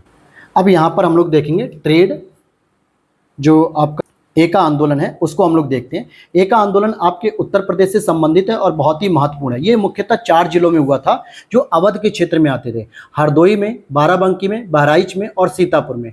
मुद्दा क्या था कि जमींदारों के द्वारा जो लगान की बढ़ोतरी की गई और उपज के रूप में लगान वसूल करने की जो प्रथा होने लगी थी कि खाद्यान्न सामग्री को ही लूट लेते थे ये लोग उपज के रूप में, मतलब कि लगान के रूप में। तो ये सबसे बड़ी प्रॉब्लम निकल कर आती है और 1921-22 में होती है, और ये मदारी पासी इसके नेतृत्व करता थे। सहजानंद सरस्वती ने यहाँ पे एक हुंकार पत्रिका भी लिखी थी। अब आगे चलते हैं। बिहार प्रांतीय किसान सभा से स्वामी सहजानंद सरस्वती जुड़े हुए थे, कार्यानंद शर्मा जुड़े हुए थे और यजुनंदन शर्मा भी जुड़े हुए थे। ये सभी लोग किसान नेता थे। स्वामी सहजानंद सरस्वती ने भूमि और जल मार्ग के राष्ट्रीयकरण की मांग के साथ साथ अखिल भारतीय संयुक्त किसान सभा के गठन की बात की थी। उनकी मृत्यु 1950 से ठीक पहले हो गई थी, ये अलग बात है। और एक कांग्रेसी नेता ने प्रथम अखिल भारतीय किसान सभा में भाग लिया था, तो जवाहरलाल नेहरू जी ने लिया था, जब यहाँ पे 1936 में लखनऊ में अखिल भारतीय किसान सभा की बैठक चल रही थी। अध्यक्ष स्वामी सहजानंद सरस्वती जी थे और एनजी रंगा जी महासचिव थे। उस समय जवाहरलाल नेहरू जी भी इसमें शामिल हुए थे। 1928 में यहाँ कृषक आंदोलन का नेतृत्व वल्लभ भाई पटेल ने किया था, जो बारदोली सत्याग्रह के नाम से प्रसिद्ध जाना जाता है। फिर आगे देख लेते हैं। यहाँ पे 1929 में फजलुल हक ने प्रजा पार्टी की स्थापना की थी और बिहार का बकास्त, स्वयं खेती की भूमि जिसे कहा जाता है, स्वयं खेती की भूमि, तो बिहार का बकास्त संघर्ष जो कि स्वामी श्रद्धानंद सरस्वती से संबंधित है। बंगाल का तिभागा किसान आंदोलन, जो कि इसकी स्टार्टिंग कब हुई थी? 1946, हालांकि 1947 तक ये चल पाया था। इसकी क्या मांग थी कि जमींदारों की हिस्सेदारी को फसल के आधे भाग से कम करके 1/3 किया जाए, इसीलिए तिहाई कहा जा रहा था, और शेष 2/3 हिस्सा किसे मिला? बटाईदारों को, यानी किसानों को दिया जाए। विनोबा भावे के द्वारा भूदान आंदोलन का प्रारंभ 18 अप्रैल 1951 में तेलंगाना क्षेत्र में पोचमपल्ली ग्राम से किया गया। भूमि सुधार करने के लिए, कृषि में संस्थागत परिवर्तन लाने की कोशिश करने के लिए किया गया था। जयप्रकाश नारायण भी सक्रिय राजनीति को छोड़कर 1953 में भूदान आंदोलन में जुड़ गए थे। तो ये तो आपने आंदोलन देख लिए। अब हम देखेंगे ट्रेड यूनियन और साम्यवादी दल का विकास कैसे हो रहा था। तो वीपी वाडिया साहब के नेतृत्व में 1918 में स्थापित किया गया मद्रास मजदूर संघ भारत का प्रथम आधुनिक मजदूर संगठन था, जो कि यूनियन अपने काम रखता था। तो ये क्या था? यूनियन वाली सभ्यता शुरू हो रही थी वीपी वाडिया के नेतृत्व में। अहमदाबाद टेक्सटाइल्स लेबर एसोसिएशन की स्थापना 1918 में महात्मा गांधी जी के द्वारा की गई थी। भारत में ट्रेड यूनियन कांग्रेस, जिसमें अखिल भारतीय ट्रेड यूनियन कांग्रेस की स्थापना एनएम जोशी, नारायण मल्हार जोशी ने 31 अक्टूबर 1920 को बंबई में की थी। इसकी स्थापना का कारण क्या था? क्योंकि 1919 में अंतर्राष्ट्रीय श्रम संगठन की स्थापना हो चुकी थी। अर्थात जब प्रथम विश्व युद्ध समाप्त हुआ 1918 में, तब 1919 में इंटरनेशनल लेबर ऑर्गेनाइजेशन, अंतर्राष्ट्रीय श्रम संगठन की स्थापना की गई, और जिसमें श्रमिकों के हित की बात की जाने लगी। तो इसी से प्रभावित होकर एनएम जोशी जी ने भी भारत में 31 अक्टूबर 1920 को अखिल भारतीय ट्रेड यूनियन कांग्रेस की स्थापना कर दी थी। और बात करेंगे इसके जो पहले अध्यक्ष बनाए गए थे वो लाला लाजपत राय जी बनाए गए थे। महामंत्री दीवान चमनलाल बजाज जी थे। इस संगठन का प्रथम विभाजन जो हुआ था वो 1929 में हुआ था नागपुर अधिवेशन में, और इसके अधिवेशन जेएल मतलब कि 1929 के जो इसके अधिवेशन में जेएल नेहरू जी भी थे यहाँ पे अध्यक्ष, इसमें नागपुर अधिवेशन में भी जो एटक का था। फिर विभाजन एनएम जोशी और वीवी गिरी के नेतृत्व में इंडियन ट्रेड यूनियन फेडरेशन का गठन किया गया विभाजन होने के पश्चात। और इसी के साथ आपको देखना है कि कम्युनिस्ट इंटरनेशनल का सदस्य बनने वाला पहला भारतीय कौन था? एम एन रॉय जी, क्योंकि मानवेंद्र नाथ रॉय जी जो साम्यवादी दल से बहुत प्रभावित थे, और इन्होंने क्या किया था, सबसे पहले 1920 में ताशकंद में सीपीआई की स्थापना की थी, कम्युनिस्ट पार्टी ऑफ इंडिया की। लेकिन इंडिया के अंतर्गत 1925 में कानपुर में स्थापित की गई थी सबसे पहले सीपीआई। तो ये सब चीजें याद रखनी है आपको। अब यहाँ पर आप देखोगे कम्युनिस्ट इंटरनेशनल की स्थापना मार्च 1919 में व्लादिमीर इल्चिन लेनिन की बात करेंगे और रूसी पार्टी बोल्शेविक के द्वारा की गई थी। और उसके बाद 17 अक्टूबर 1920 को एम एन रॉय ने अवनी मुखर्जी, मोहम्मद अली और मोहम्मद शफीक के साथ मिलकर ताशकंद में भारतीय कम्युनिस्ट पार्टी की स्थापना की, जिसको मैं अभी आपको बता रहा था सीपीआई की। और कानपुर षड्यंत्र मुकदमा भी कुछ इससे संबंधित है कि इस आंदोलन के नेताओं के विरुद्ध था, इस साम्यवादी आंदोलन के नेताओं के विरुद्ध था, क्योंकि कम्युनिस्ट आंदोलन की शक्ति और बढ़ते प्रभाव को रोकने के लिए ही ऐसा अंग्रेजों ने किया था। और ये 1924 में ये मुकदमा आता है, कानपुर षड्यंत्र मुकदमा। और फिर भी उसके बावजूद 1925 में क्या होता है, क्या होता है दोस्तों, 1925 में आपकी कानपुर साम्यवादी पार्टी की स्थापना हो जाती है। 1929 से 33 के बीच की अगर हम बात करेंगे तो मेरठ षड्यंत्र मामले में 33 श्रमिक नेताओं पर राजद्रोह का मुकदमा चलाया गया और इसकी पूरे विश्व में चर्चा हुई। इसमें इवन कि Einstein, H G. Wells, Harold Laski, रोला रूजवेल्ट, ऐसे लोगों ने इसकी कटु आलोचना की। क्यों? क्योंकि ये जो 1929 से 33 के बीच में मेरठ षड्यंत्र मामले में जो 33 श्रमिकों को गिरफ्तार किया गया, इसमें 2 तो आपके अंग्रेज भी थे, क्योंकि 1919 में पहली बार अंतर्राष्ट्रीय श्रमिक संगठन गठित हुआ था। विश्व के स्तर पर सभी श्रमिकों की सुरक्षा की बात हो रही थी, और उस स्थिति में यूरोप का एक महत्वपूर्ण देश इंग्लैंड भारत के अंदर क्या कर रहा है, श्रमिकों के ऊपर राजद्रोह का मुकदमा चला रहा है। अपराध का नहीं, राजद्रोह का मुकदमा चला रहा है दोस्तों सीधे, यानी आप बगावत कर रहे हो। एम एन रॉय ने 1940 में रेडिकल डेमोक्रेटिक पार्टी की स्थापना की थी। क्रांतिकारी साम्यवादी दल revolutionary communist party of India की स्थापना 1934 में सौमेंद्र टैगोर ने की, और यह पार्टी भारतीय साम्यवादी दल सीपीआई से टूटकर बनी थी। अब यहाँ पे आपके पास बहुत सारे कंफ्यूजन आएंगे, तो मैं आपको इन शॉर्ट कर देता हूँ, जरा आसान कर देता हूं। सबसे पहले मैंने आपको क्या बताया कि 1920 में एक सीपीआई का गठन होता है जो कि ताशकंद में किया जाता है। कहां पे किया था? ताशकंद में, बस इतना लिख दिया मैंने। और किसके द्वारा किया गया? एम एन रॉय जी के द्वारा किया गया। उसके बाद आपके कानपुर में 1925 में एक सीपीआई का गठन किया जाता है। कहां पर किया था? कानपुर में किया था, हालांकि उसमें एम एन रॉय शामिल नहीं हो पाते हैं। उसके बाद जब यही सीपीआई आगे चल के किसी मुद्दे पर आके विभाजित हो जाती है तो 1934 में एक और पार्टी बनती है जिसका नाम क्या होता है? रिवोल्यूशनरी साम्यवादी पार्टी, यानी कम्युनिस्ट पार्टी कह सकते हैं, आरसीपी कह सकते हो, यानी क्रांतिकारी साम्यवादी दल। और इसकी स्थापना सौमेंद्र नाथ टैगोर ने की थी। उसके बाद अगर आप देखोगे 1940 में एम एन रॉय ने स्थापना की थी रेडिकल डेमोक्रेटिक पार्टी की बात की थी, रेडिकल डेमोक्रेटिक पार्टी की। तो ये चारों कैटेगरी आपको याद होनी चाहिए, इसमें कंफ्यूजन नहीं होना चाहिए। ठीक, चलते हैं आगे, देख लेते हैं रॉलेट एक्ट और जलियांवाला बाग का हत्याकांड। क्या है भैया ये मुकदमा? तो रॉलेट एक्ट और जलियांवाला बाग हत्याकांड 1919 में जो होता है, देखिए रॉलेट एक्ट को लाया गया था, सिडनी रॉलेट की अध्यक्षता में लाया गया था। तो यहाँ पर हम देख लेते हैं कि भारतीय स्वतंत्रता संग्राम के दौरान रॉलेट एक्ट जो कि मार्च 1919 में आता है, कई बार होता है कि यहाँ पे घटनाओं का क्रम मिलान करने के लिए आता है, तो रॉलेट एक्ट आपका मार्च 1919 में आता। और इसने किस कारण से सार्वजनिक रोष उत्पन्न किया? तो इसने लोगों को बिना मुकदमा चलाए जेल भेजने के लिए अधिकृत कर दिया, यानी जिसे हम कह सकते हैं बिना अपील, बिना वकील, बिना दलील, आप लोगों को बस संदेह के आधार पर उठाया जाएगा और गिरफ्तार किया जाएगा, जिससे भारतीयों का जो है कि गुस्सा भड़का और फिर ये आंदोलन शुरू कर दिया गया। राष्ट्रीय और क्रांतिकारी गतिविधियों पर रोक लगाई गई इसके द्वारा। सेडिशन कमेटी की सिफारिश पर इसको लाया गया था, और इसमें गांधी जी ने होम रूल लीग का उपयोग करने का प्रयास किया था। भारत का वायसराय उस समय लॉर्ड चैम्सफोर्ड था, जिसका कार्यकाल 1916 से 21 था। फिर आगे देखते हैं, रॉलेट एक्ट का भारतीय राष्ट्रीय कांग्रेस ने विरोध किया। क्या हुआ बात? क्या बात निकल के आई कि रॉलेट एक्ट का भारतीय राष्ट्रीय कांग्रेस ने विरोध किया क्योंकि इसका लक्ष्य वैयक्तिक स्वतंत्रता को सीमित करना था। भाई किसी भी व्यक्ति को अगर आप संदेह के आधार पर जेल में बंद कर दोगे, जिसे हम लोग अपने यहाँ क्या बोलते हैं आर्टिकल नंबर 22 में जो निवारक नजरबंदी होती है, तो ये बहुत बड़ी प्रॉब्लम हो जाएगी। भाई पुलिस तो जो है कि मनमानापन करेगी, और वो तो आज की छोड़ ब्रिटिश समाज की थी जो चाहती थी कि भारतीय कुछ भी ना कर पाए, खाली उनका शोषण होता रहे। तो इसीलिए इसने वैयक्तिक स्वतंत्रता पर प्रतिबंध लगाना शुरू किया।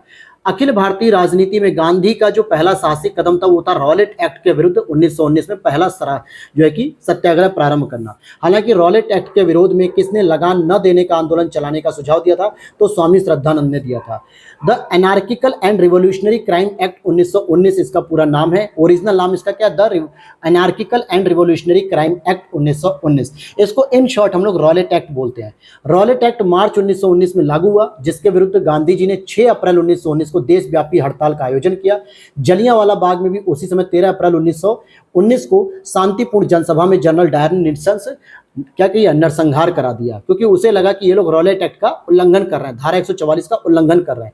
जबकि वो लोग क्या कर रहे थे, पंजाब के 2 लोकप्रिय नेताओं डॉक्टर सैफुद्दीन किचलू और सत्यपाल जी की गिरफ्तारी का विरोध कर रहे थे, न कि रॉलेट एक्ट का कोई विरोध कर रहे थे। लेकिन यहाँ पे कंफ्यूजन में आकर, या यूं कहें कि डायर ने इसका बेनिफिट उठाया, फायदा उठाया और हजारों लोगों की हत्या करवा दी।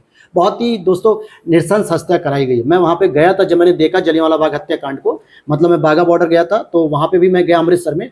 ऐसे ऐसी जगह पे गोलियों के निशान बने हुए ना, जहां पे मार्क कर दिया गया गवर्नमेंट के द्वारा कि हाँ यहाँ पे गोली। मुझे लगता है हजारों गोलियां आप गिनते रह जाओगे, इससे ज्यादा गोलियां चलाई गई वहां पे। सोचो कितना जो है कि नरसंहार कितना व्यापक रहा होगा वो।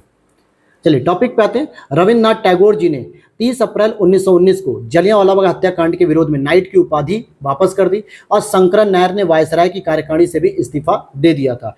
दिसंबर 1919 में मोतीलाल नेहरू जी की अध्यक्षता में भारतीय राष्ट्रीय कांग्रेस का जो अमृतसर अधिवेशन भी हुआ था, उसी समय ब्रिटिश सरकार ने हंटर कमीशन का गठन किया, और जिसने रिपोर्ट 1920 में प्रस्तुत की थी। ये हंटर कमीशन कब गठित किया गया था, 1919 में। ये किसकी जांच के लिए आया था, जलियांवाला बाग हत्याकांड की। लेकिन एक और हंटर कमीशन गठित हुआ था रिपन के कार्यकाल में, जब रिपन वायसराय थे, तो उन्होंने किसको गठित किया था, डब्ल्यू हंटर को गठित किया था। और वो कब गठित हुआ था, 1882 में गठित हुआ था। इसका मुख्य उद्देश्य क्या था कि चार्ल्स वुड के द्वारा जो स्थापित किए गए थे, या उसके द्वारा जो शिक्षक संस्थान स्थापित किए गए, उनके बाद क्या एजुकेशन में प्रोग्रेस हुई क्या नहीं, इसके रिव्यू के लिए इसको स्थापित किया गया था। आगे बात करेंगे यहां पे कि जब ये रिपोर्ट आती तो इसमें कहा गया कि दुर्घटना के लिए सरकार को दोषी नहीं बताया गया, केवल माइकल डायर को ही निर्णय बताया गया कि ये इसके निर्णय की भूल हो गई थी। और इसकी मृत्यु हालांकि डायर की 13 मार्च 1940 में उधम सिंह ने इसको जो है कि निपटा दिया, और उस समय ये पंजाब के लेफ्टिनेंट गवर्नर भी थे। जलियांवाला बाग नरसंहार पर कांग्रेस जांच समिति की रिपोर्ट के प्रारूप को लिखने का कार्य महात्मा गांधी को सौंपा गया था। जो जलियांवाला बाग नरसंहार की एक जांच कमेटी कांग्रेस ने भी बैठाई थी, और उसका जितना भी प्रारूप था, प्रपोजल था, वो सब गांधी जी को दिया गया लिखने के लिए। और किस एक को मॉन्टेस्क्यू ने निवारक हत्या के नाम से विशेषीकृत किया, तो ये था आपका जलियांवाला बाग नरसंहार। क्या था दोस्तों, जलियांवाला बाग नरसंहार। अब चलते हैं हम आगे अपने टॉपिक पे, जो हमारा टॉपिक रहेगा खिलाफत आंदोलन। लेकिन लग गया है, इसका मतलब है कि अब हम इसको थर्ड वाले मैराथन में कंप्लीट करेंगे। टोटल आपके 40 पेज कंप्लीट हो चुके हैं, और टोटल आपके केवल 62 पेज ही मुश्किल से 62 या फिर 63 पेज होंगे। ठीक है, ये पूरी मॉडर्न हिस्ट्री आपकी कंप्लीट हो जाएगी। और उसके बाद आप देखोगे कि आपकी केवल इकोनॉमिक्स की क्लास रह जाएगी, जो मैं आपको समय समय पे 1 से 2 दिन में आपको कंप्लीट कराने की पूरी कोशिश करूंगा। लगभग उसमें 11 लेक्चर आ चुके हैं, कुछ लेक्चर और आएंगे 4 से 5, लेकिन अभी इतना व्यस्तताएं चल रही है दोस्तों कि समय नहीं मिल पा रहा है कि मैं आपके लिए उस क्लास को भी अरेंज कर पाऊँ। कोशिश मेरी पूरी है, लेकिन देखता हूँ मैं कि जल्दी से जल्दी आपको मिलती रहे क्लासेस। और वीडियो अच्छी लगी तो लाइक कर देना। मैराथन अगर आपको देखने में इंटरेस्टिंग लगा हो, सारी क्लासों को आपको देखने से बचने के लिए मैंने मैराथन अलग से बनाई है। अभी तक मैराथन क्या होती थी कि आपको जो मैराथन मिलती थी उसमें सारी वीडियोस की ही मर्ज कर दिया जाता था, लेकिन मॉडर्न हिस्ट्री की वीडियोस नहीं थी मेरे पास, ओरिजिनल वीडियोस। तो मैंने दोबारा, आप लोगों की इतनी रिक्वेस्ट थी, इतनी डिमांड थी, तो मैंने बनाया अपना समय निकाल के। तो आप भी 1 मिनट का समय निकालो और अपने दोस्तों के साथ वीडियो को शेयर करो, और सबसे अधिक से अधिक शेयर करोगे तो हमें भी एक मोटिवेशन मिलेगा, अलग से आपके लिए समय निकाल के नए नए इनिशिएट चलाएंगे। तो मिलते हैं नेक्स्ट वीडियो में। जय हिंद, जय भारत।